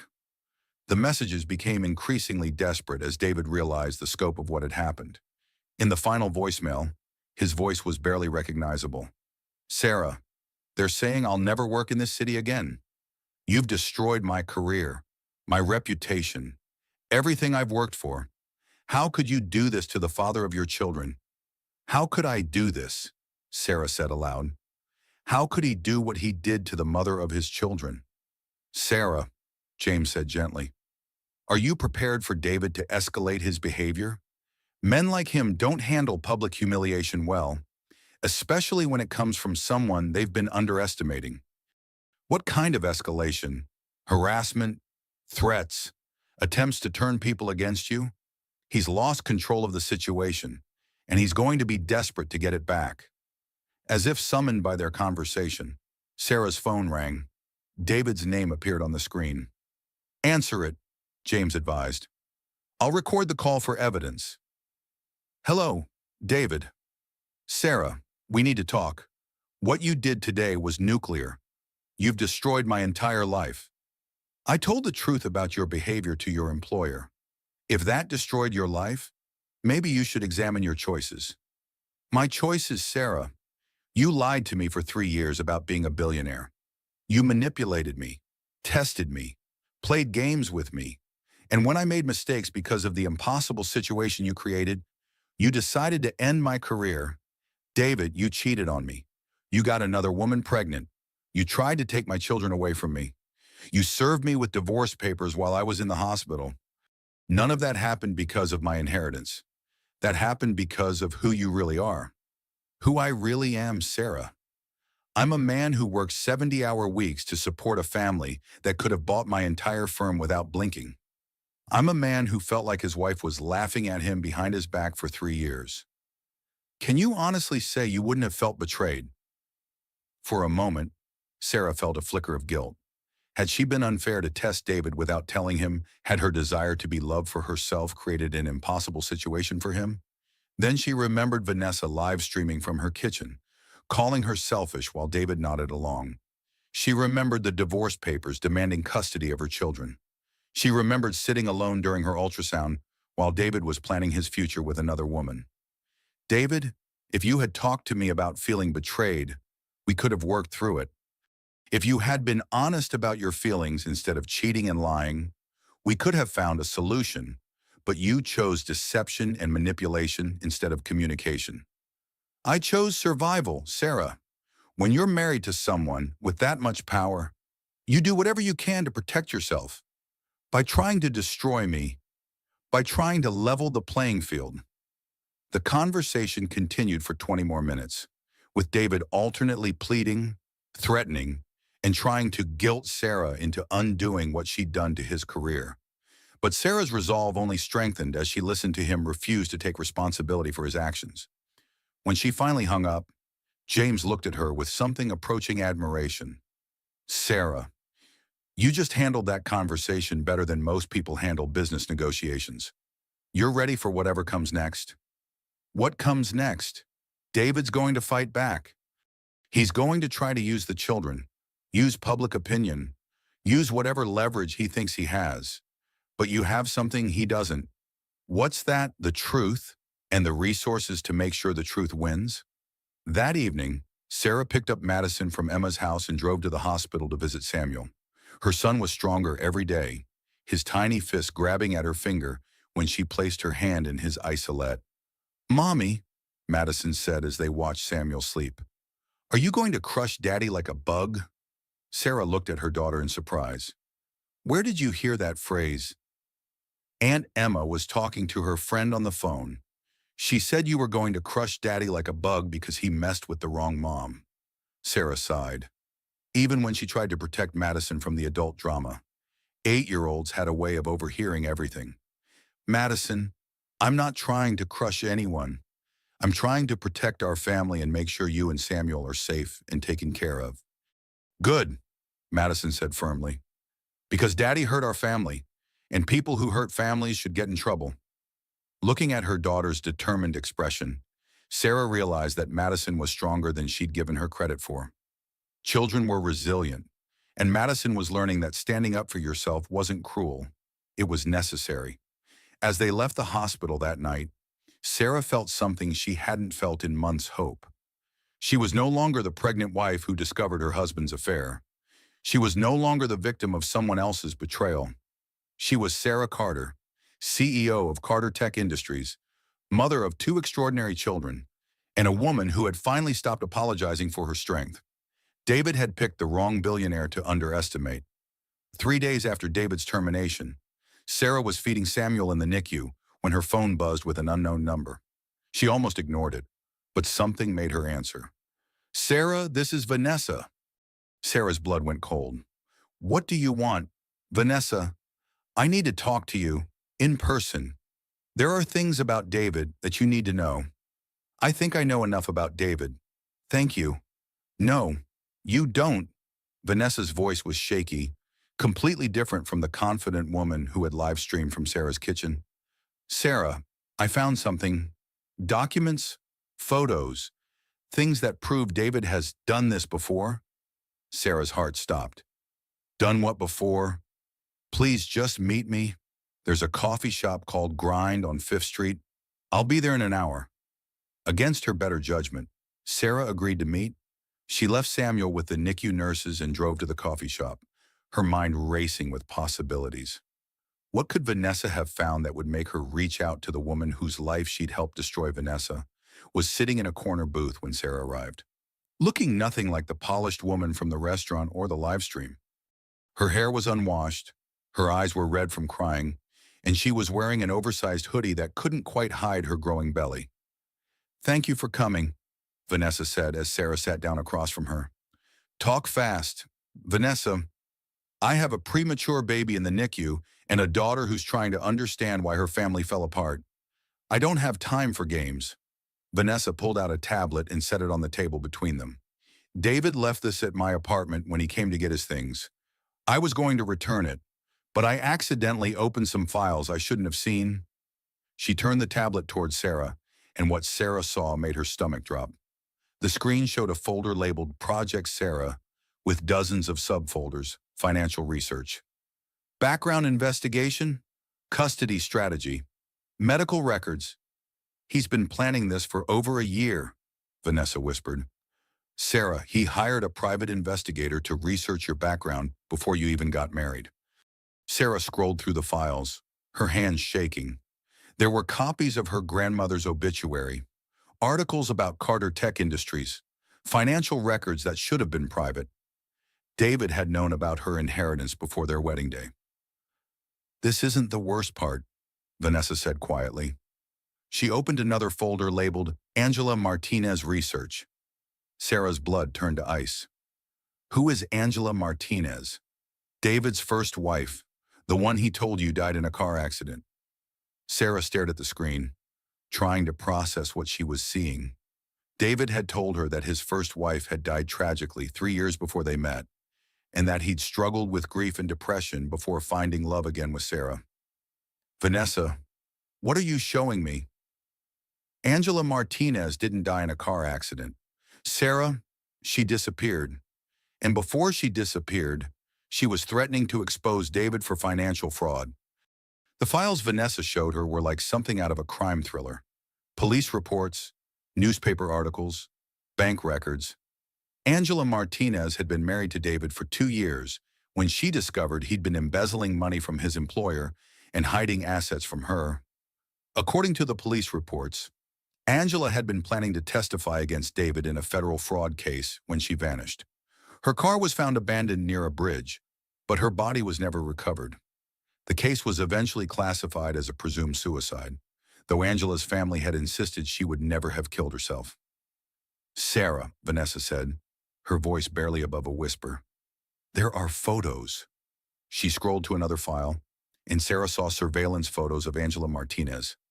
She was a small woman with dark hair and kind eyes, smiling in most of the pictures. But in the last few photos, taken just days before her disappearance, Angela looked terrified. The private investigator David hired found these in police evidence files, Vanessa explained. Angela had been receiving threatening messages, and she believed David was following her. Sarah felt sick. Vanessa, are you suggesting that that he hurt his first wife? I don't know, but Sarah, look at this. Vanessa opened one more file, and Sarah saw a document that made her blood run cold. It was a life insurance policy on Angela Martinez, with David as the sole beneficiary. The policy was worth $2 million, and it had been purchased just 6 months before Angela's disappearance. David collected $2 million when Angela was declared dead, Vanessa said. And Sarah, there's more. He used that money to start his investment career. Everything he's built, his entire professional life, it's all based on money he got from his first wife's death. Sarah couldn't speak. The man she'd married, the man she'd trusted with her children, might be responsible for another woman's death. The pattern was clear: find a vulnerable woman, exploit her financially, and when she became a threat, eliminate her. Why are you showing me this? Sarah finally managed to ask. Because I'm pregnant with his child, and I'm scared, Vanessa admitted. Sarah, when David told me it was over between us, he wasn't sad or apologetic. He was angry, really angry. And he said things that made me think he might be dangerous when he doesn't get what he wants. What kind of things? He said that women who cross him always end up regretting it. He said that you were going to learn what happens when you try to destroy a man's life. And Sarah, he asked me about your routine, your schedule, where you go when you're not home. Sarah's blood turned to ice. David was gathering information about her movements, just like he had with Angela Martinez. There's something else, Vanessa continued.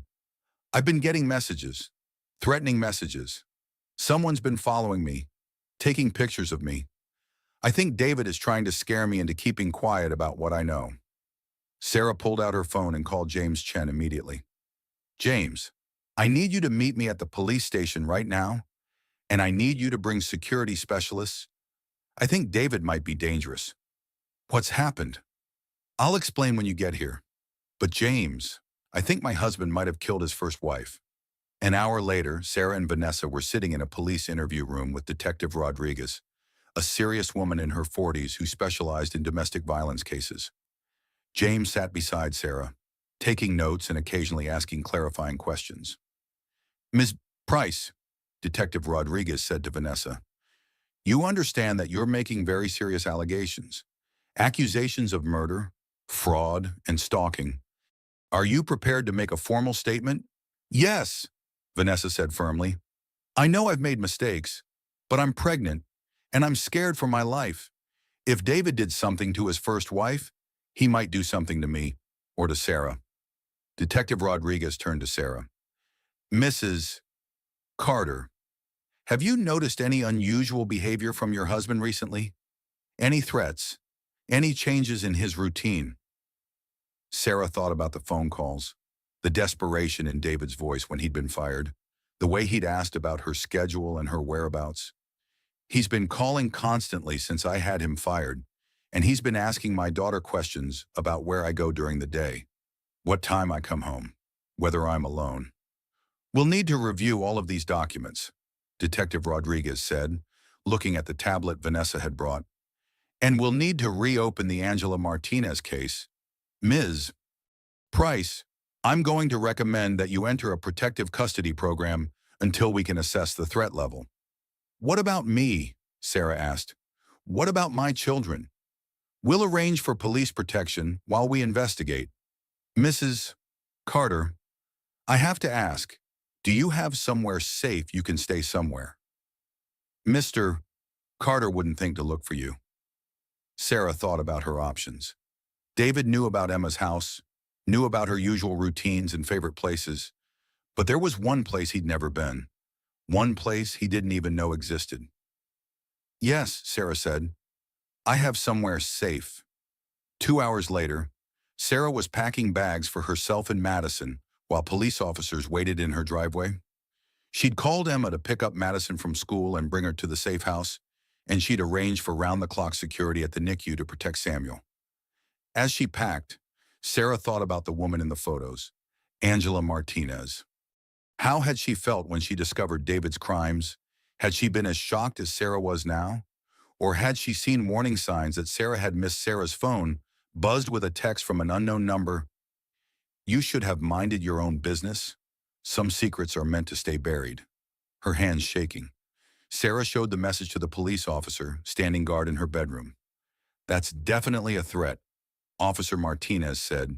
Don't respond to it and save the number. We'll trace it. As Sarah finished packing, she realized that her life had become something she'd never imagined, a crime drama where she was both the victim and the target. David wasn't just a cheating husband trying to steal her money. He was potentially a killer who had done this before and might be planning to do it again. But Sarah had something Angela Martinez hadn't had: resources, support, and the knowledge of what David was capable of. She wasn't going to disappear quietly. She wasn't going to become another unsolved case file. She was going to make sure David faced justice for what he'd done to Angela. And she was going to protect her children and herself from becoming his next victims. As the police car escorted her away from her house, Sarah looked back at the home where she'd thought she was building a perfect family. Now it felt like a crime scene, a place where a predator had lived among them, planning and waiting for the right moment to strike. But David had made one crucial mistake. He'd underestimated a billionaire mother's determination to protect her children. And this time, his victim had the power to fight back. Sarah's safe house was a penthouse apartment in downtown that Carter Tech kept for visiting executives. David had never been there, didn't even know it existed. Floor-to-ceiling windows offered a panoramic view of the city, but Sarah kept the curtains drawn and the security system armed at all times. Madison was struggling with the upheaval. She didn't understand why they couldn't go home, why police officers had to escort them everywhere, why they were living in a strange apartment with no toys or familiar comforts. When can we go home? Mommy? Madison asked for the 10th time that morning as Sarah helped her get dressed for school. The private security detail would escort Madison to and from school until the investigation was complete. Soon, sweetheart, The police just need to make sure it's safe first. Are we hiding from Daddy? Sarah's heart broke a little more. How do you explain to an 8-year-old that her stepfather might be dangerous without traumatizing her? We're just being extra careful right now. That afternoon, Detective Rodriguez called with an update that sent chills down Sarah's spine. Mrs. Carter, we've made some disturbing discoveries. The private investigator David hired to research your background also did extensive surveillance on Angela Martinez before her disappearance.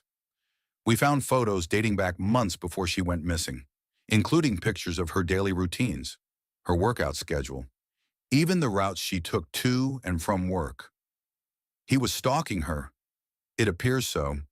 And Mrs. Carter, we found something else.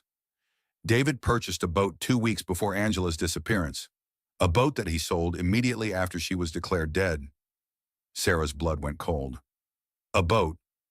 Angela's car was found near Riverside Bridge, but her body was never recovered. If someone wanted to dispose of a body, a boat would be the perfect tool. Oh my God, there's more. We've been monitoring David's communications, and he's been in contact with some very questionable people. Men with records for intimidation, assault, even arson. Mrs. Carter, I think David is planning something. That evening, Sarah was feeding Samuel in the NICU when a nurse approached her with a concerned expression. Mrs. Carter, there's a man here who says he's your husband. He's asking to see the baby. Sarah's heart raced. Did you let him in? No, security is handling it, but he's being very persistent. He says you're keeping him from his son illegally. Sarah looked down at Samuel, who was finally strong enough to breastfeed. He was gaining weight, getting stronger every day, and the doctors were talking about discharge within the week. The thought of David anywhere near her vulnerable baby made her feel physically ill. Please don't let him in, and if he comes back, call the police immediately. 30 minutes later, as Sarah was getting ready to leave the NICU, her phone rang. David's name appeared on the screen. Sarah, I'm at the hospital. I want to see my son. David, you need to stay away from us. Sarah, I know what you think you know about Angela, but you're wrong. That woman is filling your head with lies to protect herself. What woman? Vanessa. She's been blackmailing me. Sarah. She's been threatening to make up stories about Angela if I don't pay her money to keep quiet about our affair. Sarah felt a flicker of doubt. Could Vanessa have made up the evidence? Could she be manipulating Sarah just as David had? David, I saw the documents, the police reports, the surveillance photos. Fabricated. Sarah. Vanessa works in finance. She knows how to create fake documents, how to manipulate records. She's been planning this for months. Why would she do that? Because she's desperate. Her family cut her off when they found out about the affair. She needs money, and she thought she could get it by destroying my relationship with you. Sarah's mind was spinning. The evidence had seemed so convincing, but David sounded so sincere. What if she'd been wrong? What if Vanessa had played her just as expertly as David had? Sarah, please, just give me 5 minutes to explain. 5 minutes to show you the proof that Vanessa has been lying to you. Against every instinct screaming at her to hang up, Sarah found herself agreeing to meet David, but she wasn't going to be stupid about it. The hospital cafeteria, in public, with security nearby, and I'm bringing James. An hour later, Sarah sat across from David in the crowded hospital cafeteria, James beside her and 2 security guards positioned at nearby tables. David looked terrible, unshaven, hollow-eyed, like he hadn't slept in days. Sarah, thank you for coming. I know you have no reason to trust me, but I need you to see this. David pulled out his own tablet and opened a series of files. What Sarah saw made her question everything she thought she knew. The first document was a psychological evaluation of Vanessa Price, dated 6 months before Sarah had even met her. According to the report, Vanessa had a history of manipulation, fraud, and what the psychologist termed pathological lying. She was fired from her previous job for embezzling client funds, David explained. She's been in debt for years, borrowing money from dangerous people. When she found out about your inheritance, she saw an opportunity. The next document was a bank record showing payments from Vanessa's account to a company called Digital Evidence Solutions. She paid this company to create fake police reports, fake surveillance photos, even fake newspaper articles. Sarah, everything she showed you was manufactured. James was studying the documents carefully, his expression skeptical but concerned. David, if this is true, why didn't you tell Sarah about Vanessa's background when you hired her? Because I didn't know. She lied on her resume, used fake references. By the time I discovered the truth, we were already involved, and I was in too deep to think clearly. Sarah felt sick. Had she been played again? Had she destroyed David's career and put her family in danger based on lies? What about Angela Martinez? Sarah asked quietly. David's face crumpled. Angela was my first wife, and yes, she died. But Sarah, she killed herself. She'd been struggling with depression for months, and when I tried to get her help, she accused me of trying to control her. The night she disappeared, we'd had a terrible fight about her mental health treatment. The life insurance policy, something her father insisted on when we got married. I never wanted the money. Sarah, I donated most of it to suicide prevention charities. You can verify that if you want. Sarah looked at the documents David had presented, then at James, who was frowning as he studied the evidence. David, James said carefully, these documents look authentic, but they could also be fabricated. How do we know you didn't pay someone to create fake evidence, just like you're accusing Vanessa of doing? Because I have witnesses. Dr. Patricia Hendricks treated Angela for depression. Detective Jim Morrison worked Angela's case. They can confirm everything I'm telling you. David pulled out his phone and, right there in the cafeteria, called Dr. Hendricks. He put the call on speaker so Sarah and James could hear. Dr. Hendricks, this is David Carter. I'm here with my current wife, and she has some questions about Angela's treatment. Dr. Hendricks confirmed everything David had said. Angela had been severely depressed, had refused medication, and had threatened suicide multiple times in the weeks before her death. I begged David to have her committed, Dr. Hendricks said over the phone. But Angela was adamant that she could handle it on her own. I've always felt terrible that we couldn't save her. Next, David called Detective Morrison, who had worked Angela's case. The detective confirmed that the investigation had found no evidence of foul play, and that Angela's suicide note had been authenticated by handwriting experts. I always felt bad for David, Detective Morrison said. He tried everything to get Angela help, but you can't save someone who doesn't want to be saved. By the time the calls were finished, Sarah felt like her world had been turned upside down again. Had David been telling the truth all along? Had Vanessa manipulated her into destroying an innocent man's life? Sarah, David said softly, I know I made terrible mistakes with the affair.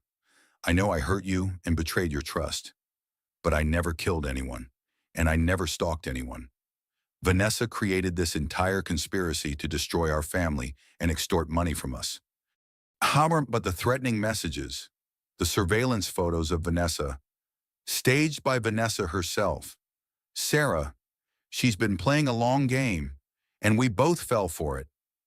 James was quiet for a long moment, studying all the evidence. Finally, he spoke. David, if what you're saying is true, then Vanessa Price has committed fraud, extortion, and possibly other crimes. Are you willing to cooperate with police to expose her deception? Absolutely. I want her arrested for what she's done to our family. Sarah felt tears streaming down her face. Had she destroyed her marriage over lies? Had she put her children in danger because she'd been manipulated by a master con artist? David, I don't know what to believe anymore. Believe this, David said, reaching across the table to take her hands. I love you. I love Madison and Samuel. Yes, I made terrible mistakes, but I never stopped loving our family, and I would never, ever hurt you or the children. Sarah looked into David's eyes and saw the man she'd fallen in love with. The man who'd been so good with Madison, so excited about Samuel's birth. Had she been wrong about everything? What do we do now? Sarah asked. We go to the police together. We expose Vanessa's lies. We protect our family from her manipulation. And then, if you're willing, we try to rebuild what we had. Sarah felt a flutter of hope for the first time in weeks. Maybe their family could survive this. Maybe love really could overcome betrayal and deception. Okay, Sarah said. Let's go to the police. As they left the hospital together, Sarah allowed herself to believe that maybe, just maybe, they could have their happily ever after. Maybe David really had been as much a victim of Vanessa's manipulation as she had. What Sarah didn't know was that David had spent the past week preparing for this moment. The documents were real, but they weren't about Vanessa Price. They were about a different woman entirely. A woman David had paid to assume Vanessa's identity in the psychological evaluation and bank records. The phone calls to Dr. Hendricks and Detective Morrison were real too, but David had carefully coached both of them on what to say, presenting Sarah's questions as part of a research project he was working on about Angela's death. And Vanessa Price. She was currently in protective custody, terrified that David would kill her just like he'd killed Angela Martinez. David had learned from his mistakes with Angela. This time, he wasn't going to use threats or violence. This time, he was going to use Sarah's own love and hope against her. He was going to make her believe that black was white, that up was down, that the man who was planning to destroy her was actually her savior, and it was working perfectly. But David had made one crucial error in his elaborate deception. He'd underestimated James Chen. While Sarah was falling for David's carefully constructed lies, James had been conducting his own investigation. As the financial advisor for a billion-dollar empire, James had resources that went far beyond what most people could imagine. Within hours of David's revelation about Vanessa, James had real experts analyzing every document David had presented. The psychological evaluation of Vanessa Price was real, but it was about a different Vanessa Price entirely. A woman who lived in Oregon and had never worked in finance. The bank records were authentic, but they'd been digitally altered to show Vanessa's name and account numbers. The phone calls to Dr. Hendricks and Detective Morrison were genuine, but James discovered that David had paid both of them substantial consulting fees for what he'd called a legal research project. Most damning of all, James had tracked down the real Vanessa Price. She was currently in FBI protective custody, having been moved there after David's associates had attempted to kidnap her from the local police safe house. 3 days after Sarah's reconciliation dinner with David, James arrived at her house with FBI agent Rebecca Torres and a briefcase full of evidence that would destroy David's carefully constructed lies. "Sarah," James said gently as they sat in her living room, "I need you to sit down. What I'm about to tell you is going to be difficult to hear." Sarah looked at Agent Torres, noting the woman's serious expression and the gun visible beneath her blazer. "James, what's going on? David has been lying to you about everything. Vanessa Price is not a con artist. She's a victim, just like you, just like Angela Martinez." Agent Torres opened her own briefcase and pulled out a series of photographs. "Mrs. Carter, these are surveillance photos taken by David's associates. They show Vanessa Price being followed, her apartment being broken into, and 2 men attempting to force her into a van outside her workplace." Sarah stared at the photos, her mind struggling to process what she was seeing. "I don't understand. David showed me proof that Vanessa was lying." "The proof was fabricated," James said. "Sarah, David paid over $50,000 to have those documents created. We have bank records showing payments to forgers, actors who played Dr. Hendricks and Detective Morrison, and a digital manipulation specialist who altered the bank records." "But I spoke to them myself." "You spoke to actors reading from scripts that David provided. Sarah, the real Dr. Hendricks died 3 years ago. The real Detective Morrison retired 5 years ago and has been living in Florida." Sarah felt the room spinning around her. "You're saying that David faked everything, the phone calls, the documents. All of it. All of it." Agent Torres confirmed.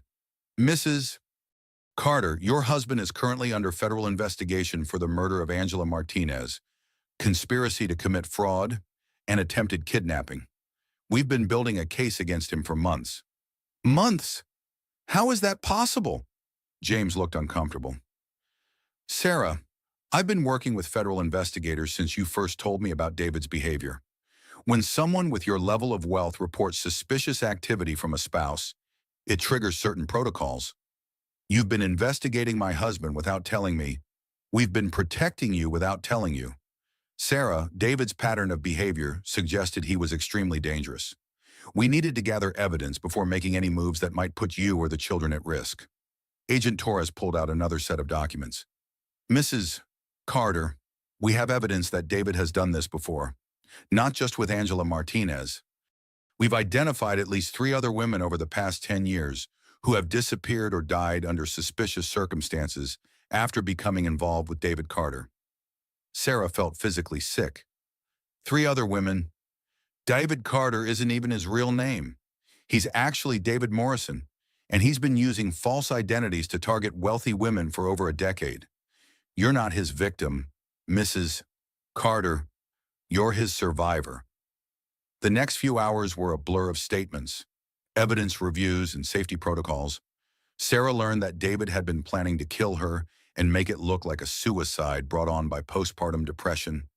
He'd been researching her medical history, her insurance policies, and even her will. The reconciliation was part of his plan, Agent Torres explained. He needed to get close to you again to carry out the final phase. Sarah, if you hadn't agreed to meet with us today, you probably wouldn't have survived the week.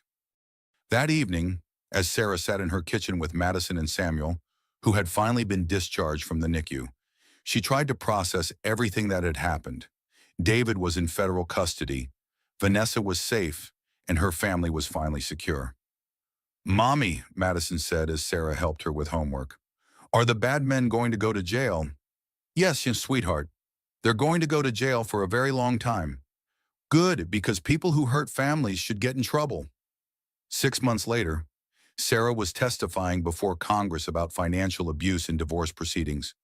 Her foundation for women facing domestic violence had helped over 10,000 women escape dangerous situations. Dr. Rodriguez had become her business partner, and together they'd created a network of trauma-informed therapy programs across the country. James Chen had become more than her financial advisor. He'd become her closest friend, and recently, something more. He'd known her before her wealth, had protected her when she was vulnerable, and loved her for exactly who she was. Sarah, James said one evening as they watched Madison and Samuel playing in the garden of their new penthouse apartment, I have something to tell you. What's that? I love you, not because you're brilliant, though you are, not because you're wealthy, though you are that too. I love you because you're the strongest person I've ever met, and you use that strength to protect people who can't protect themselves. Sarah felt tears of joy rolling down her cheeks. After everything she'd been through, she'd found real love with someone who truly understood her. I love you too, James, but I have one condition. Anything, no more secrets, ever. I'm done with tests and hidden truths and games. From now on, everything is honest and open. Deal, James said, pulling her close. Complete honesty, starting now. Good, because I have something honest to tell you. I think Madison wants to call you Dad. James's eyes filled with tears. Really? Really? And Samuel's first word was Jame, which I'm pretty sure was him trying to say your name. As they sat together watching their children play, Sarah felt something she hadn't felt in years, complete peace. She'd survived betrayal, attempted murder, and public humiliation.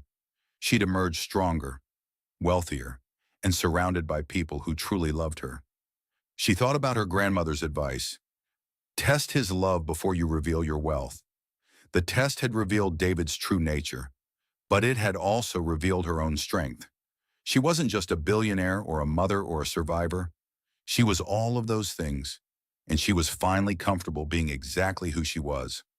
Madison ran over to where they were sitting, her face bright with excitement. "Mommy, look what came in the mail for you." She handed Sarah a small package with no return address.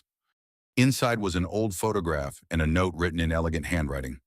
The photograph showed her grandmother as a young woman, standing next to another woman Sarah didn't recognize. Both women were smiling, but there was something unsettling about the second woman's expression. Sarah unfolded the note and read, "Your grandmother and I were very close friends. Sarah. She taught me so much about protecting family wealth and dealing with dangerous men. I think it's time we met. The game isn't over. Round 2 begins now." Pray. Sarah stared at the photograph and the note, her mind racing. Her grandmother had been dead for 3 years. Who was this woman? And how did she know about David? About the investigation? About everything that had happened? Sarah James was studying her expression with concern. "What is it?" Sarah looked at the photograph again, focusing on the woman standing next to her grandmother. There was something familiar about her face, something that made Sarah's blood run cold. The woman in the photograph looked exactly like Angela Martinez. "James," Sarah said quietly, "I think we need to call Agent Torres. I think David's first wife might still be alive." As Sarah dialed the FBI agent's number, she realized that her story wasn't over. David had been the villain she could see, but there was another player in this game, someone who had been watching and waiting and planning for much longer than any of them had realized. The pregnant wife who had been betrayed was gone. The billionaire who had crushed her husband's empire was victorious. But the woman who was about to face the real mastermind behind her grandmother's empire was just getting started. Some secrets, it seemed, were passed down through generations. And Sarah was about to discover that her inheritance came with more than just money. It came with enemies who had been waiting 3 years for their chance at revenge. The game was indeed just beginning. Sarah spent the next week in a strange state of suspended relief. She'd moved back home with Madison, and David had taken a room at a nearby hotel while they worked through rebuilding their relationship. The police had launched an investigation into Vanessa's alleged fraud, and David was cooperating fully, playing the role of the wronged husband perfectly. On the surface, everything seemed to be falling into place. David was attending therapy sessions, sending flowers and making all the right gestures of a man trying to win back his family. But something nagged at Sarah, a persistent unease that she couldn't quite shake. It started with small things. David knew details about their conversations that she hadn't shared with him. He seemed to anticipate her questions before she asked them. And there was something about the way he looked at her sometimes, like he was calculating rather than loving. The first major crack in David's facade came when Sarah decided to visit Dr. Patricia Hendricks, the therapist who had supposedly treated Angela Martinez. She wanted to understand more about Angela's mental health struggles, to perhaps gain insight into how to help David process his grief. The address David had given her led to a small office building in the medical district, but when Sarah arrived, she found that Dr. Patricia Hendricks had never existed at that address. In fact, according to the building directory, the office had been vacant for over a year. Sarah's blood went cold as she stood in the empty hallway, staring at the locked door of what should have been Dr. Hendricks' office. David had either made a mistake or he'd been lying about everything. She immediately called James Chen. "James, I need you to verify something for me." David gave me the contact information for Dr. Patricia Hendricks, who supposedly treated his first wife, but the address he gave me doesn't exist. "Sarah, where are you right now?" "The medical building on 5th Street. James, what if David was lying about Vanessa? What if everything he showed us was fake? Stay right where you are. Don't go home. Don't call David. Don't do anything until I get there." 20 minutes later, James arrived with a man Sarah didn't recognize. He was tall, professionally dressed, and carried himself with the kind of authority that suggested law enforcement. "Sarah, this is FBI agent Rebecca Torres. We've been investigating David for longer than you know." Agent Torres shook Sarah's hand with a firm grip. "Mrs. Carter, we need to talk. Everything your husband told you last week was a lie. Dr. Patricia Hendricks died 3 years ago. Detective Jim Morrison has been retired for 5 years and living in Florida. The people you spoke to on the phone were actors. Sarah felt the ground shifting beneath her feet. You're saying David faked the phone calls. We're saying David orchestrated an elaborate deception to make you believe that Vanessa Price was lying to you. In reality, Ms. Price is currently in FBI protective custody because David's associates tried to kidnap her. The revelation hit Sarah like a physical blow.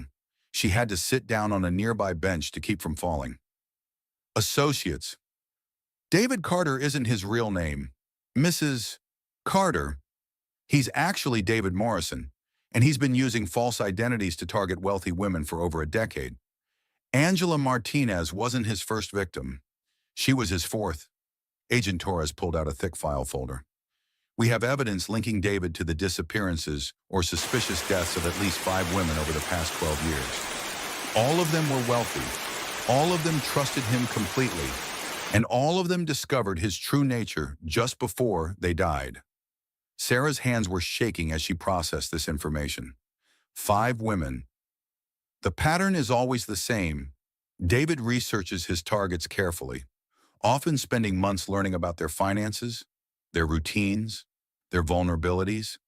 He presents himself as the perfect partner, gains their trust, and then systematically isolates them from their support systems while planning their deaths. James sat down beside Sarah, his face grim. Sarah, we've been investigating David since you first came to me about his behavior. When someone with your level of wealth reports suspicious activity from a spouse, it triggers federal protocols. You've been investigating my husband without telling me. We've been protecting you without telling you. Sarah, the reconciliation you had with David last week was exactly what we were afraid of. He was planning to kill you and make it look like suicide brought on by postpartum depression. Agent Torres opened her file and showed Sarah a series of documents. These are David's real plans for you. He's been researching postpartum psychosis, your insurance policies, and even your will. He had it all mapped out. The documents were chilling in their detail. David had planned to drug Sarah with medication that would mimic postpartum psychosis, then stage her suicide in a way that would leave him as the grieving widower and primary beneficiary of her estate. But why the elaborate deception with Vanessa? Why not just proceed with his original plan? Because you surprised him when you revealed your inheritance. David's previous victims were wealthy, but not billionaire wealthy. Your resources allowed you to fight back in ways he hadn't anticipated. When you destroyed his career, he realized he needed a different approach. Agent Torres showed Sarah another document, this one a psychological profile. David is what we call a sophisticated sociopath. He's intelligent enough to adapt his methods when his original plans are thwarted. The reconciliation was his way of getting close to you again so he could complete his mission.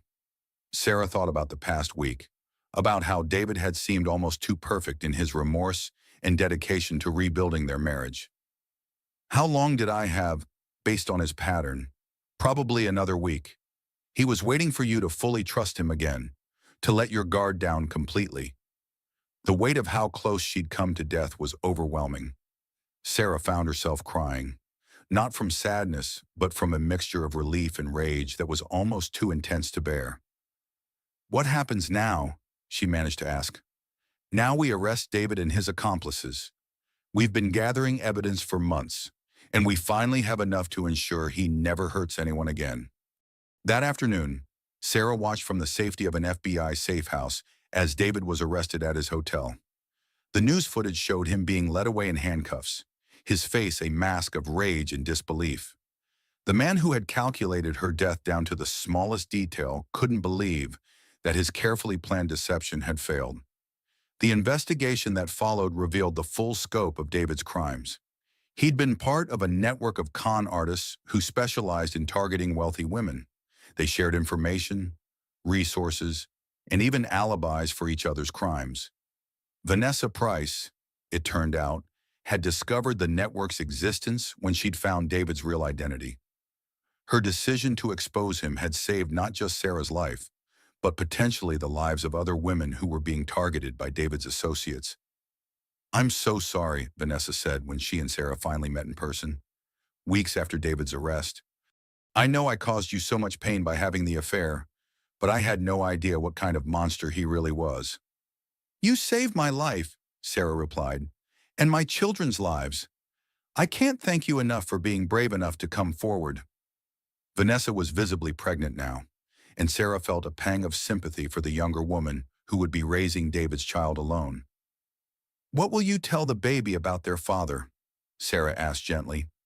The truth, when they're old enough to understand that their father was a very sick man who hurt people, but that their mother loved them enough to do the right thing. 6 months later, Sarah was testifying before a Senate subcommittee on domestic violence and financial abuse. Her story had become a cautionary tale about the sophisticated methods that predators use to target successful women. The myth that wealthy women are immune to domestic violence is not just wrong, it's dangerous, Sarah told the senators. Financial resources can be a target, not a protection. We need better systems to identify and stop these predators before they destroy more families. Her foundation, Carter Family Safety, had already helped over 10,000 women escape dangerous relationships. She'd partnered with Dr. Rodriguez to create a network of trauma-informed therapy programs, and she'd funded research into the psychological patterns of financial predators. But perhaps most importantly, Sarah had found love again, real love, with someone who had known her before her wealth and who valued her strength rather than trying to exploit it. James Chen had been her anchor throughout the investigation and trial. He'd protected her when she was vulnerable, supported her when she was strong, and loved her children as if they were his own. Sarah, James said one evening as they watched Madison and Samuel playing in the garden of their new penthouse apartment, I have something to ask you. He pulled out a small velvet box, and Sarah's heart skipped a beat. I know we've been through hell, James said, getting down on one knee, but we've come through it together, and we've built something beautiful. Sarah Carter, will you marry me? Sarah felt tears of joy streaming down her face. Yes, she whispered. Yes, absolutely, yes. Madison cheered from across the garden, where she'd been pretending not to listen. Finally, I was wondering when you were going to ask her. James. That night, as Sarah put her children to bed, she reflected on how much their lives had changed. Madison was thriving in therapy, processing the trauma of David's betrayal with the resilience that children possess. Samuel was growing strong and healthy, with no memory of the chaos that had surrounded his birth. Mommy, Madison said as Sarah tucked her in, are you going to be happy now? I am happy, sweetheart. We all are. Good, because you deserve to be happy. And James deserves to be our dad. He's going to be a wonderful dad to both of you. I know. He already is. As Sarah kissed her daughter goodnight, she felt a peace she hadn't experienced in years. She'd survived betrayal, attempted murder, and public humiliation. She'd emerged stronger, surrounded by people who truly loved her, and committed to using her resources to protect other women from the kind of predator David had been. She thought about her grandmother's deathbed advice. Test his love before you reveal your wealth. The test had revealed more than she'd ever imagined. It had shown her that real love wasn't about wealth or status or power. It was about finding someone who valued your strength, supported your dreams, and chose to stand beside you even when the world was falling apart. Sarah was no longer the pregnant wife who had been betrayed. She was no longer the victim of someone else's calculated cruelty. She was a survivor, a fighter, and a woman who had learned to use her power to protect the people she loved.